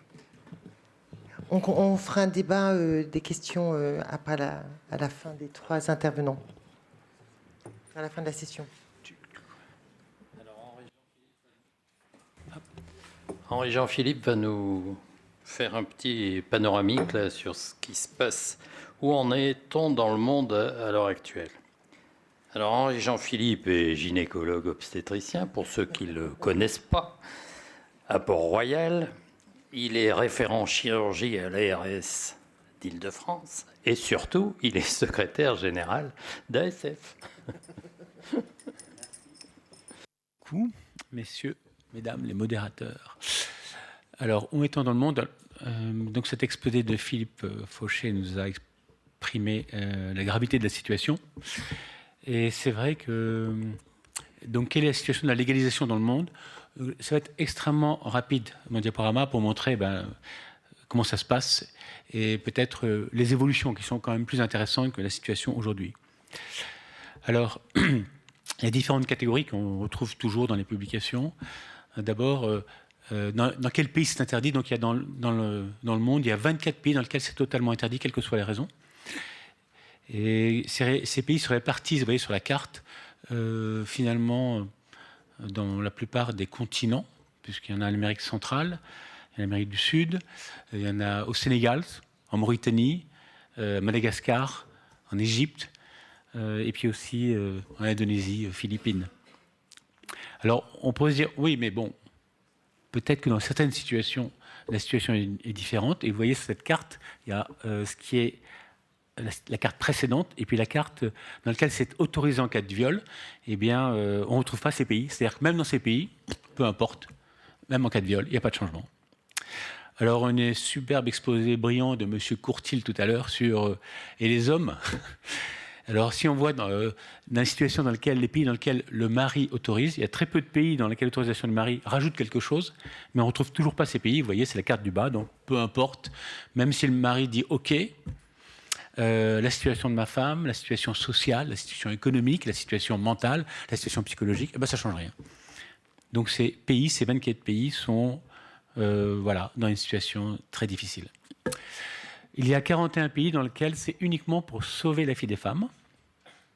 Donc vous voyez, c'est essentiellement le Brésil, un peu plus c'est le Mexique, donc en Amérique centrale. Il y a l'Afrique de l'Est, la Mauritanie, le Mali, et puis l'Afghanistan et l'Iran, vous voyez, et puis quelques éléments en Asie. Troisième catégorie, pour préserver la santé des femmes, donc dans 48 pays. Donc la carte commence à être un peu plus importante. Il y a beaucoup de pays cette fois-ci. Donc il y a le Pérou en Amérique du Sud. Et puis il y a le Maghreb, l'Afrique subsaharienne, l'Afrique centrale et une partie de l'Afrique du Sud. Donc il y a un peu plus de pays qui s'engagent dans cette situation de protection quand même de la vie des femmes. Et enfin, pour des motifs socio-économiques, donc une dimension un peu plus incertaine, si on peut dire, dans 13 pays. Donc là, il y a peu de pays. Donc il y a l'Angleterre, la Finlande, l'Inde, et puis quelques pays en Afrique du Sud, Rwanda. Et enfin, sur demande, comme en France, dans 75 pays. Donc vous voyez, c'est tous ces pays. Et vous voyez en violet les États-Unis, qui sont une zone entre les deux, et avec une carte, voilà, une carte mondiale de cette situation. Donc, ce qui fait que dans 36% de la population mondiale, il y a un accès à l'IVG pour des raisons personnelles, finalement. Dans 24% pour des motifs sociaux ou économiques. dans 13% lorsque la santé physique de la femme est en cause, pour des raisons de préserver la vie des femmes dans 22%, et 6% de la population mondiale n'ont pas accès à l'IVG. Alors, ça a été exprimé dans les exposés précédents, il y a quand même de l'espoir. Vous voyez tous ces pays en bleu que vous n'avez pas à lire, mais donc il y a 59 pays qui, depuis une vingtaine d'années, vont évoluer vers un accès plus large à l'IVG. Bon, toutes ces diapositives, vous aurez accès, évidemment. Et malheureusement, ce qui est évidemment beaucoup plus triste, il y a 4 pays dans lesquels il y a un retour en arrière, une situation qui est beaucoup plus grave, comme par exemple les USA. Et les USA, pratiquement, on aura un exposé spécifique tout à l'heure, donc je n'insiste pas, pratiquement la moitié des États ont fait marche arrière, donc c'est assez dramatique. Et si on voit maintenant les conséquences des avortements non sécurisés, dont on a parlé il y a 2 minutes, vous voyez, les avortements sécurisés, c'est tout ce qui est en blanc, et en fonction des continents, vous voyez, en fonction des continents, donc il y a des raisons économiques, sociales, niveau médical, et vous voyez l'impact que ça a sur la santé des femmes. Donc la situation dans le monde, il y a à peu près 200 millions de femmes qui sont enceintes tous les ans, il y a à peu près 40% qui ne souhaitent pas être enceintes, il y a à peu près des millions de femmes qui pratiquent des avortements à risque, et donc il y a à peu près 30 000 femmes qui meurent par an, c'est ce que tu disais tout à l'heure, et 7 millions de femmes qui sont hospitalisées, ce qui n'est vraiment pas acceptable pour nous, spécialistes de la santé des femmes. Alors il y a un élément positif, c'est que vous voyez une courbe rose et une courbe bleue. Courbe bleue, c'est le taux d'avortement au cours des années dans le monde. Et en fait, on s'aperçoit qu'il est à peu près identique. Légalisé et non légalisé. C'est-à-dire que, voilà, malheureusement, oui, je dis malheureusement quand même, c'est que c'est un accident. Et les accidents, c'est toujours malheureux. Et ben, la demande, l'excès d'avortement, est à peu près le chiffre est à peu près le même au cours du temps. Vous voyez, à peu près le même. Par contre, le taux de grossesse non souhaitées diminue. Des grossesses qui, finalement, qui n'évoluent pas, parce que les patientes ne veulent pas être enceintes, et ça, c'est l'accès à la contraception. Et donc ça, c'est quand même un point positif, parce que si l'accès à la contraception augmente, le gros de grossesse non désirée, eh bien évidemment, diminue. Il y a quand même un chiffre qui a été cité tout à l'heure par Francis Braun, par le ministre de la Santé, c'est qu'en France, il y a une femme sur 3, finalement, qui ne souhaite pas être enceinte, et pour lequel il y a, au cours de sa vie, une demande et un accès à l'avortement. Donc ça, c'est un chiffre qui est extrêmement important, parce que ce n'est pas un chiffre qui est français, c'est un chiffre qui, à mon sens, est probablement mondial. Ça peut être entre 3 et 1 pour 10, peu importe. Mais donc, ce n'est pas un phénomène exceptionnel. Et donc, c'est une réflexion collective et universitaire que, évidemment, nous avons les uns les autres. Juste pour terminer, ça me donne l'occasion, et après les discussions viendront, d'intervenir sur Michèle Meunier, qui nous accueille ici, chez elle, parce que le Palais du Luxembourg, c'est chez elle. Et vraiment, nous sommes extrêmement honorés, parce que c'est un sujet, vous voyez, qui est plein d'émotions, parce qu'il y a une dimension, évidemment, émotionnelle, parce que les enfants, nous sommes obstétriciens ici pour chacun d'entre nous, mais la santé des femmes aussi est un sujet qui nous touche, parce que lorsque les femmes meurent, lorsque les femmes ont des complications, lorsque une fille de 14 ans, on enlève son utérus, on ne peut pas accepter cette situation. Donc, vous nous permettez d'aborder un sujet aussi grave dans ce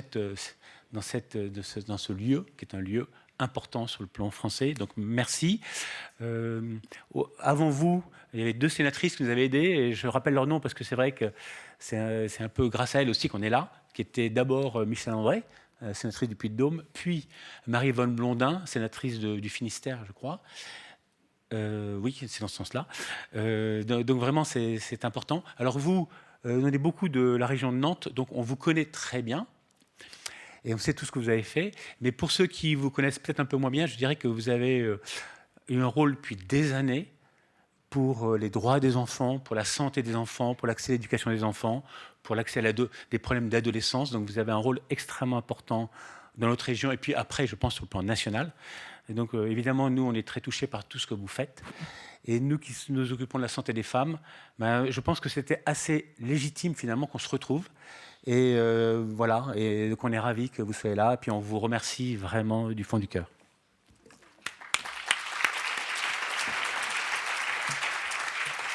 Évidemment.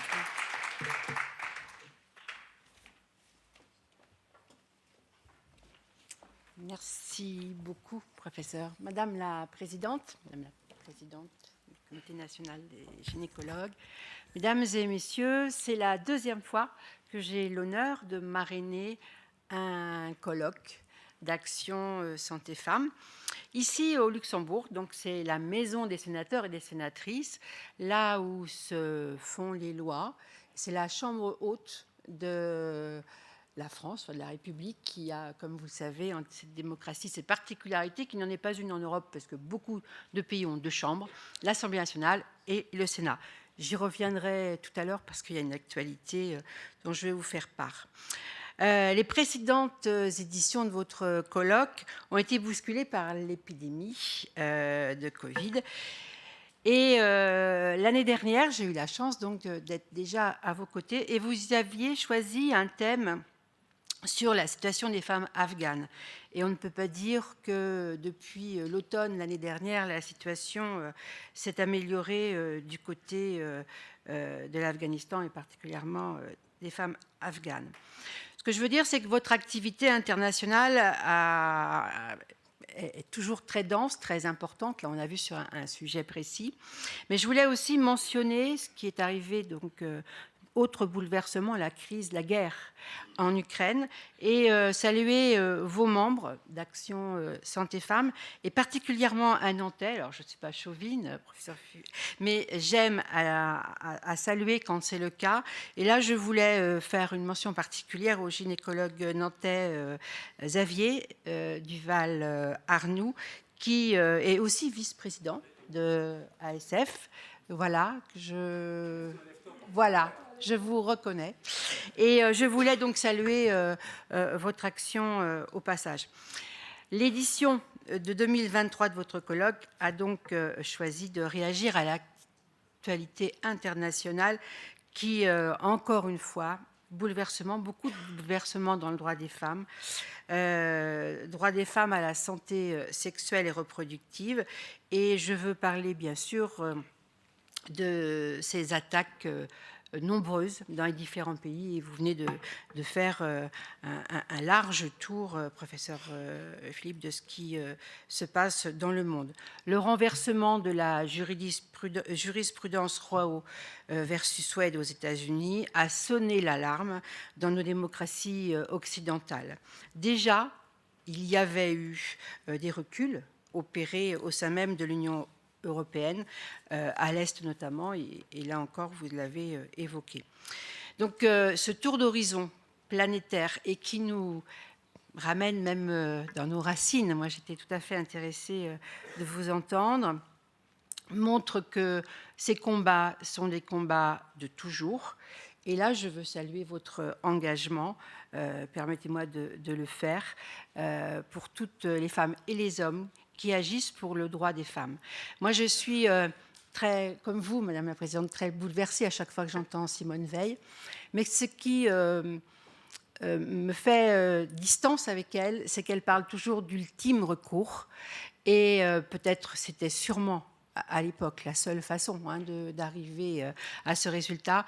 Mais aujourd'hui, on parle beaucoup plus de droit à la santé sexuelle et reproductive et d'autonomie des femmes. C'est peut-être mon seul dissensus avec elle, mais je salue avec vous son courage et sa ténacité. Je voulais donc vous parler du Sénat parce que ici, prochainement, le 1er février, donc c'est dans 2 semaines, il va y avoir un texte là-haut dans l'hémicycle qui va revenir en 2e lecture. C'est donc suite à de nombreuses tentatives d'attaquer le droit à l'IVG, qu'est arrivée l'idée de l'inscrire, ce droit à interrompre la grossesse, dans la Constitution française, ce qu'on appelle la constitutionnalisation de l'IVG. Là, je l'ai dit bien, mais souvent j'accroche. Pourquoi ce principe ? Parce que en France, ce que fait une loi, une autre loi peut le défaire. Et on voit bien dans d'autres domaines et dans d'autres sujets que c'est parfois le cas. Or, si on veut inscrire ce droit irrémédiable, irrévocable, j'allais dire. La Constitution est une garantie. Donc bientôt, le 1er octobre, nous aurons au Sénat la possibilité de voter cette loi. Alors autant l'Assemblée nationale a réussi à dégager une majorité et à voter cette loi. Vous savez que donc voilà, les deux chambres, l'intérêt c'est que les textes soient votés dans les deux chambres. La réalité politique du Sénat est tout autre. Ceci dit, on veut y croire, parce que le résultat très serré, de mémoire, 160, je ne vais pas vous dire de bêtises, mais 33 voix d'écart, 33 voix de différence, fait que nous continuons le combat et que nous essayons que certains sénateurs, certaines sénatrices qui ne sont pas opposés mais qui n'ont pas voté ou qui se sont abstenus puissent reconsidérer leur vote et donner ainsi le droit à chaque femme, selon son souhait, selon voilà, d'interrompre ou pas sa grossesse. Ça va dans le sens populaire, dans le sens le plus large possible, puisque l'on sait que 81% des citoyennes et des citoyens français sont favorables à l'IVG. Les femmes sont favorables un peu plus que les hommes, mais les hommes sont favorables à 76%. Donc, je vous invite, mesdames et messieurs, là où vous êtes, dans vos territoires, dans vos départements, si vous le pouvez, d'écrire, d'essayer de joindre votre sénateur, votre sénatrice, et de discuter avec elle, avec lui, sur ce texte, et de faire en sorte qu'un jour, on puisse avoir en France la Constitution française qui inscrive dans son droit le fait de maîtriser sa naissance, maîtriser ses naissances et d'interrompre ou pas une grossesse. Voilà, donc en tout cas, merci pour la qualité de vos débats. Je vais rester pour la deuxième partie, puis après, nous aurons l'occasion de poursuivre autour d'un verre d'amitié. Donc, à tout de suite.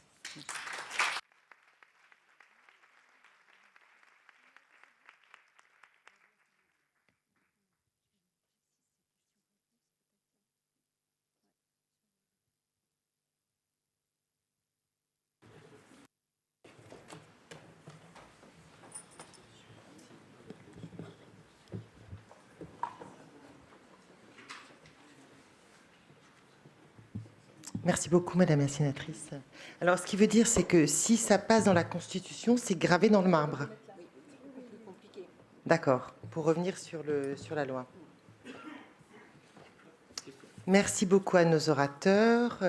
Donc voilà, maintenant, on va ouvrir la discussion. Est-ce que certains de vous ont des réflexions ou des questions? Oui. Bonjour. Juste pour revenir sur la constitutionnalisation de l'IVG, j'avais discuté avec une amie italienne, donc on a vu la carte de l'Italie, c'est inscrit dans leur constitution. Mais avec la clause de conscience des médecins, il n'y a pas d'accès. Donc c'est pas parce que c'est dans la constitution que ça assure à tout le monde un accès à l'IVG. Voilà.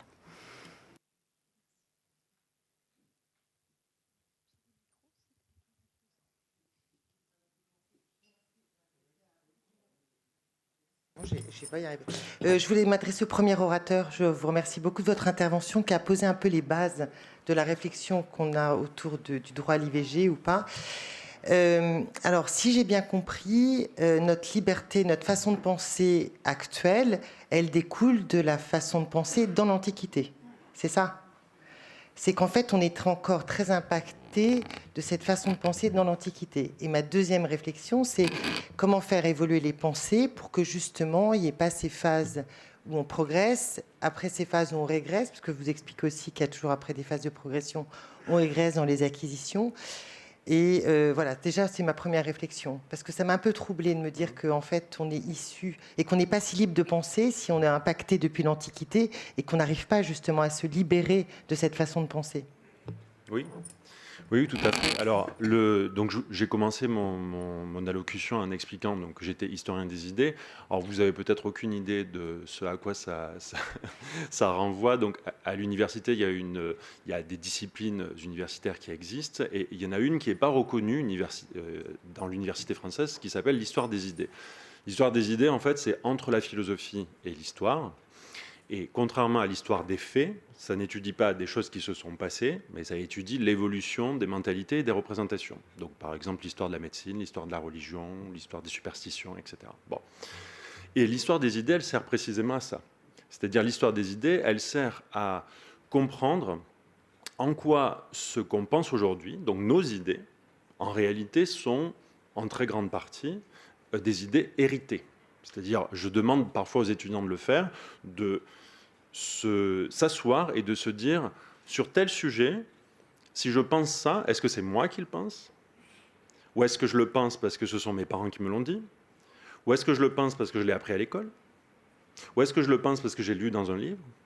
Mais en réalité, si vous faites cet exercice-là, vous vous rendrez compte que la plupart des choses que vous pensez, ce ne sont pas des idées qui sont nées dans votre cerveau, ce sont des idées qui sont héritées. Et ces idées héritées, en réalité, si on en fait l'histoire, on se rend compte que 80% des idées héritées, elles viennent de l'Antiquité. C'est-à-dire elles nous viennent de l'Antiquité parce que c'est à partir du moment où on a commencé à écrire. Mais en réalité, elles étaient certainement là avant même l'Antiquité, dès les premières communautés humaines. Alors quand on parle d'héritage antique, il y en a deux. Il y a l'héritage antique païen et l'héritage antique chrétien. Et là, la difficulté, c'est que souvent, quand on parle d'antiquité, en réalité, on parle d'antiquité chrétienne et pas d'antiquité païenne. Moi, je suis spécialiste d'antiquité païenne, donc ce que je vous ai expliqué, c'est ce qu'on pensait avant l'avènement du christianisme au 3e, 4e siècle, à partir du moment où tous les intellectuels vont être influencés par la religion chrétienne. Ce qui va changer à partir de ce moment-là, c'est que peu à peu, on va mettre en place un certain nombre de textes dans lesquels on va reprendre le savoir antique en le modifiant, et en particulier sur l'avortement. Donc tout ce que je vous ai expliqué, c'est vraiment ce qu'on pensait avant l'avènement du christianisme. Les premiers chrétiens sont sur l'avortement d'accord avec les païens. C'est-à-dire que les premiers auteurs chrétiens affirment jusqu'au IVe siècle qu'on peut avoir recours à l'avortement et que dans certains cas c'est autorisé, par exemple lorsque la vie de la mère est en danger. On a ça chez plusieurs auteurs chrétiens. Ça, c'est quelque chose qu'on retrouve jusqu'au 3e, 4e siècle. À partir du 4e siècle, ça n'existe plus. C'est-à-dire on n'a plus d'auteurs chrétiens qui nuancent. On a une interdiction totale de toute pratique qui est nommée à partir de ce moment-là dans le droit canonique pour les chrétiens et le droit civil qui est nommé parricidium. Parricidium, on pourrait le traduire par parricide, mais ça serait de mauvaise traduction parce que ce qu'on appelle parricide aujourd'hui, c'est le fait de tuer lorsqu'un enfant tue son père. La notion législative de parricidium dans l'Antiquité, ça veut dire lorsqu'il y a un meurtre interfamilial dans la cellule, on va dire, nucléaire de la famille. C'est-à-dire lorsque un enfant tue ses parents ou qu'un parent tue ses enfants. Donc à partir de ce moment-là, il va avoir un terme légal pour qualifier l'avortement, qu'on peut traduire par meurtre intrafamilial, quelque chose comme ça, ou infanticide, si vous voulez. Donc effectivement, il y a une part énorme, même si on ne s'en rend pas compte parce qu'on ne connaît pas tous les textes qui ont été écrits, mais il y a une part énorme de ce qu'on pense qui est hérité de l'Antiquité. Et quand on va voir précisément dans les textes, on se rend compte qu'on a en fait un double héritage, qu'on a un héritage païen et un héritage chrétien, et qu'on a l'impression que l'héritage chrétien s'est imposé à nous, mais en réalité, on est aussi issu de cet héritage païen. Donc, il me semble qu'il faut essayer de pas toujours mettre de côté l'héritage païen en se disant bah, nous, on appartient à une société judéo-chrétienne, donc notre héritage premier, ce sont les textes judéo-chrétiens. En réalité, il y a eu plusieurs siècles de pensée, d'écrits, de théorisation dont nous sommes issus, qui ne sont pas chrétiens. Donc il me semble qu'il est important de temps en temps de s'en souvenir. Voilà.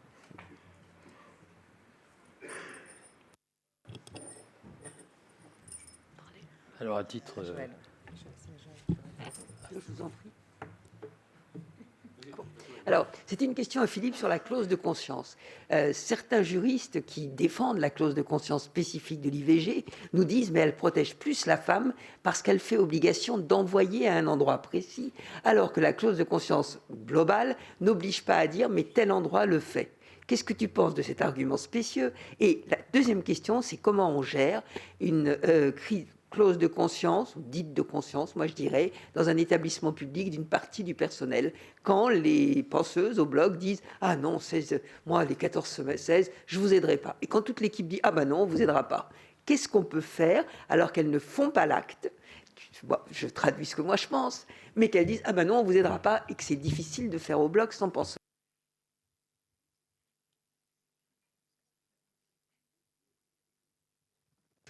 Alors, pour la première question, avec l'obligation de... Il faut savoir que cette obligation, nous, on le voit, elle n'est pas respectée. Hein, donc, voilà, quand on est contre l'avortement et qu'on veut tout faire pour que la femme n'avorte pas, on ne va pas lui donner l'adresse d'un bon copain qui fait bien les avortements. Donc, c'est pour ça qu'Alban Gaillot, quand elle avait proposé de supprimer la clause de conscience, elle avait mis aussi dans sa loi le fait de mettre dans la loi l'obligation pour tout médecin, mais indépendamment de la clause de conscience, l'obligation de tout médecin qui refuse de faire une IVG pour ses convictions personnelles, de l'adresser. Donc en fait, on peut très bien supprimer la clause de conscience et réintroduire dans la loi la notion de réadresser. Donc ça, c'est la première réponse à ta question. Voilà. Pour répondre à ta deuxième question, c'est intéressant que tu me poses cette question-là parce que j'ai appris il y a la semaine dernière que dans un hôpital parisien que je ne citerai pas, on ne faisait pas les IVG tardives parce que les infirmières étaient contre. Alors, comment est-ce qu'on résout ça? Et quand j'ai discuté avec la médecin qui s'occupait des IVG, elle m'a dit, bah oui, mais enfin, nos infirmières, on veut les garder. Donc, voilà. Donc, effectivement, moi, j'ai envie de te dire, si le personnel ne veut pas faire d'IVG ou c'est les médecins, là, je parle des infirmières, ça peut être des médecins, ben, on les vire. Mais en fait, c'est facile de dire ça, on les vire. Il n'y a plus de médecins, il n'y a plus d'infirmières. Donc, on est obligé de les garder. Donc, en pratique, c'est extrêmement compliqué de résoudre ce problème, surtout quand on sait que nos hôpitaux fonctionnent aussi parfois avec un personnel qui vient de pays où l'avortement est interdit, donc qui ont été éduqués dans leurs études de médecine, pas du tout avec cet accès où on fait des avortements. Donc effectivement, quand ils ont la gentillesse de venir dans notre pays pour faire fonctionner nos hôpitaux, ils ont leurs propres convictions personnelles sur l'avortement et on ne va pas leur imposer de faire des IVG alors que c'est quelque chose qu'ils n'ont jamais fait ou qu'ils ne veulent pas faire parce qu'ils n'ont pas été éduqués comme ça et parce que dans leur pays, on ne fait pas d'IVG. Donc c'est vraiment une question très complexe à résoudre. Je ne vais pas donner de solution. Quand c'est le personnel non médical, donc moi mon argument c'est ils ne font pas eux, donc ils pourraient nous aider. La penseuse, c'est pas elle qui fait l'interruption. Donc elle est quand même dans la boucle. Elle est quand même dans la boucle. Attends Isabelle, bien entendu. Mais est-ce qu'on ne pourrait pas avoir un texte, et là je pense qu'il faudrait, disant les établissements publics doivent faire des IVG, eh bien le personnel doit participer puisqu'il ne met pas la main lui-même dans cet abominable geste, comme elles nous disent. Elles participent au meurtre, machin. Enfin bon, voilà. Je pense que le dialogue qui est peut-être le plus, enfin, si on peut, et éventuellement, moi, j'ai rarement été confronté à ça. Je crois que ça m'est arrivé une fois, et je disais à la penseuse, ben écoute, c'est pas compliqué, tu mets tous les instruments, puis tu sors. Puis, oui. Madame la sénatrice, vous pensez quoi? Les établissements publics ont l'obligation, alors pourquoi on ne donne pas les moyens d'assurer notre obligation? Pardon, pourquoi on ne donne pas le moyen d'assurer l'obligation? C'est une vraie question parce que la loi ne fait pas tout. La loi est importante, je vous l'ai dit. Il faut le cadre pour sécuriser à la fois les femmes, les hommes, la société, mais aussi donc les professionnels qui vont exercer. Mais elle a les limites après de l'entreprise, comme toute entreprise. L'hôpital n'étant pas une entreprise, hein, c'est pas ce que je vais vous dire, mais en tout cas le cadre est là. Et si vous avez un professionnel qui ne veut pas et que la loi ne dit pas le contraire, dans les faits, celle qui subit le préjudice, c'est la femme demandeuse de son acte médical. Juste une chose, on a la chance en France, contrairement à l'Italie d'ailleurs, de ne pas avoir de clause de conscience hospitalière. C'est-à-dire qu'en fait, en Italie, c'est carrément les établissements qui établissent la clause de conscience. Donc, du coup, ils n'engagent que des médecins qui ne font pas d'IVG. Là, j'ai envie de dire, quand tu es chef de service, à la limite, si tu as le choix, parce que tu n'as pas toujours le choix, mais si tu as le choix, tu engages plutôt un médecin ou une sage-femme qui fait des IVG plutôt qu'une sage-femme qui te dit je veux pas en faire. Ça, on est bien d'accord, sauf qu'on n'a pas le choix sur les penseuses. C'est pas nous qui choisissons.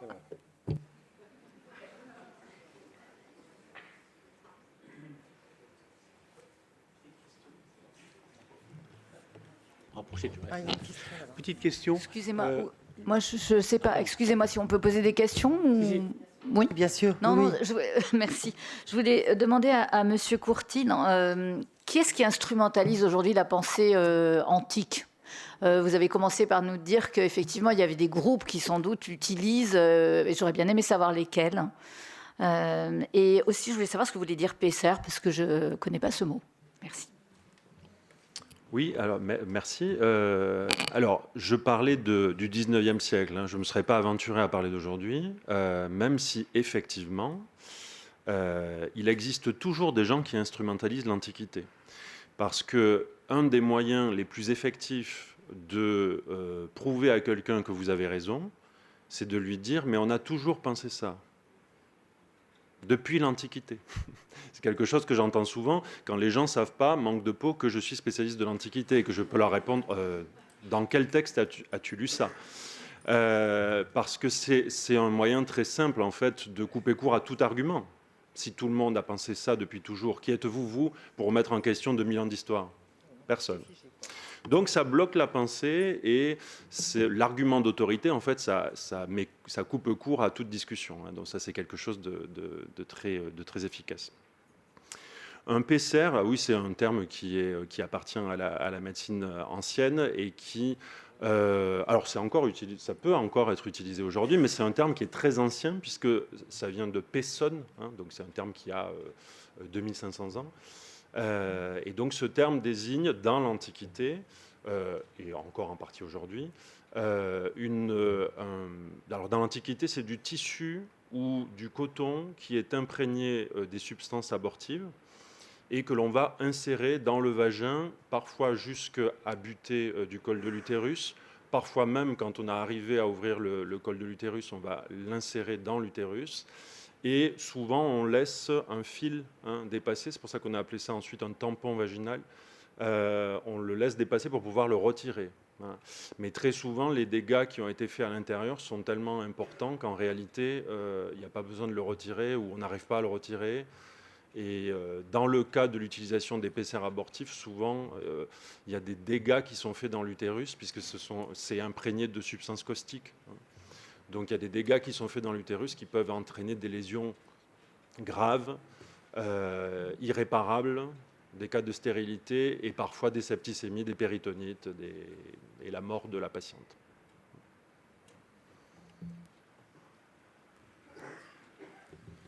Alors, est-ce que, Monsieur Courtile, est-ce que vous pourriez me dire sur quelle base philosophique se basait la différenciation d'animation à une période où on ne pouvait pas déterminer si c'était mâle ou femelle? Alors ça, c'est une question très intéressante. Je donne un cours d'1 semestre à Toulouse sur ça, donc vous pouvez le suivre si vous voulez. Mais alors c'est une question très compliquée. Mais alors vous avez... Je suis passé très vite parce que j'ai largement débordé le temps qui m'était donné, mais vous avez vu que déjà, même entre les philosophes, ils ne sont pas d'accord entre eux, hein, donc c'est des catégories qui sont différentes. Alors en gros, l'animation du fœtus, c'est quelque chose qu'on retrouve dans toutes les écoles philosophiques hellénistiques, donc à partir de Platon.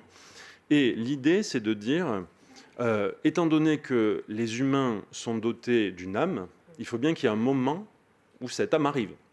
Donc il y a un moment où elle n'y est pas, et il y a un moment où elle y est. Bon. Donc, comment savoir à partir de le moment clé où l'âme arrive, hein, où le fœtus est animé?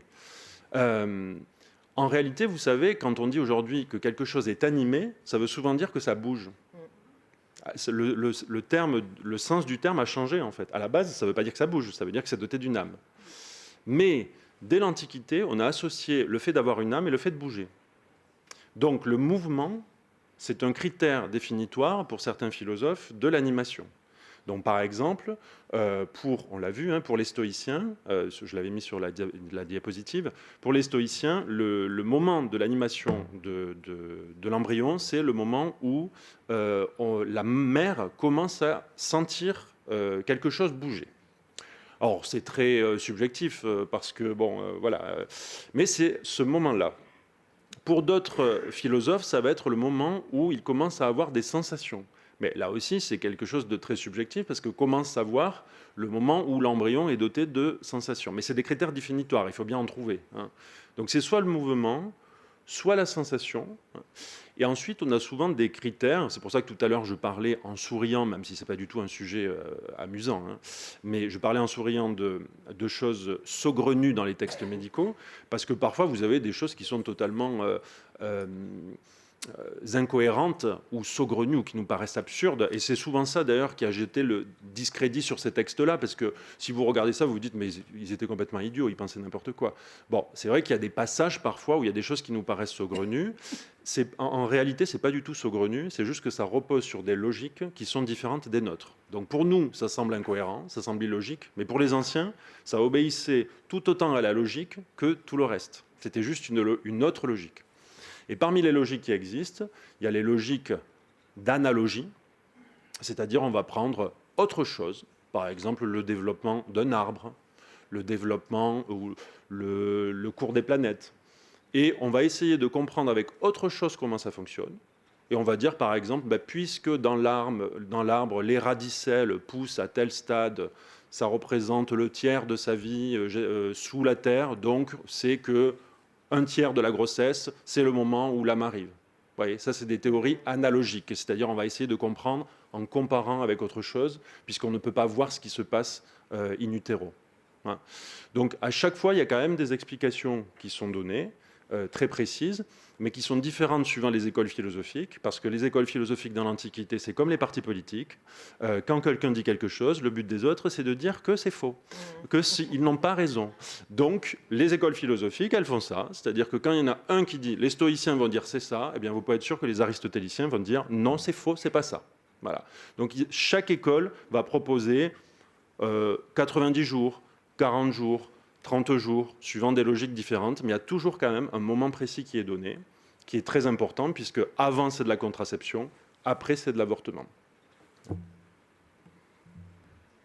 Merci beaucoup.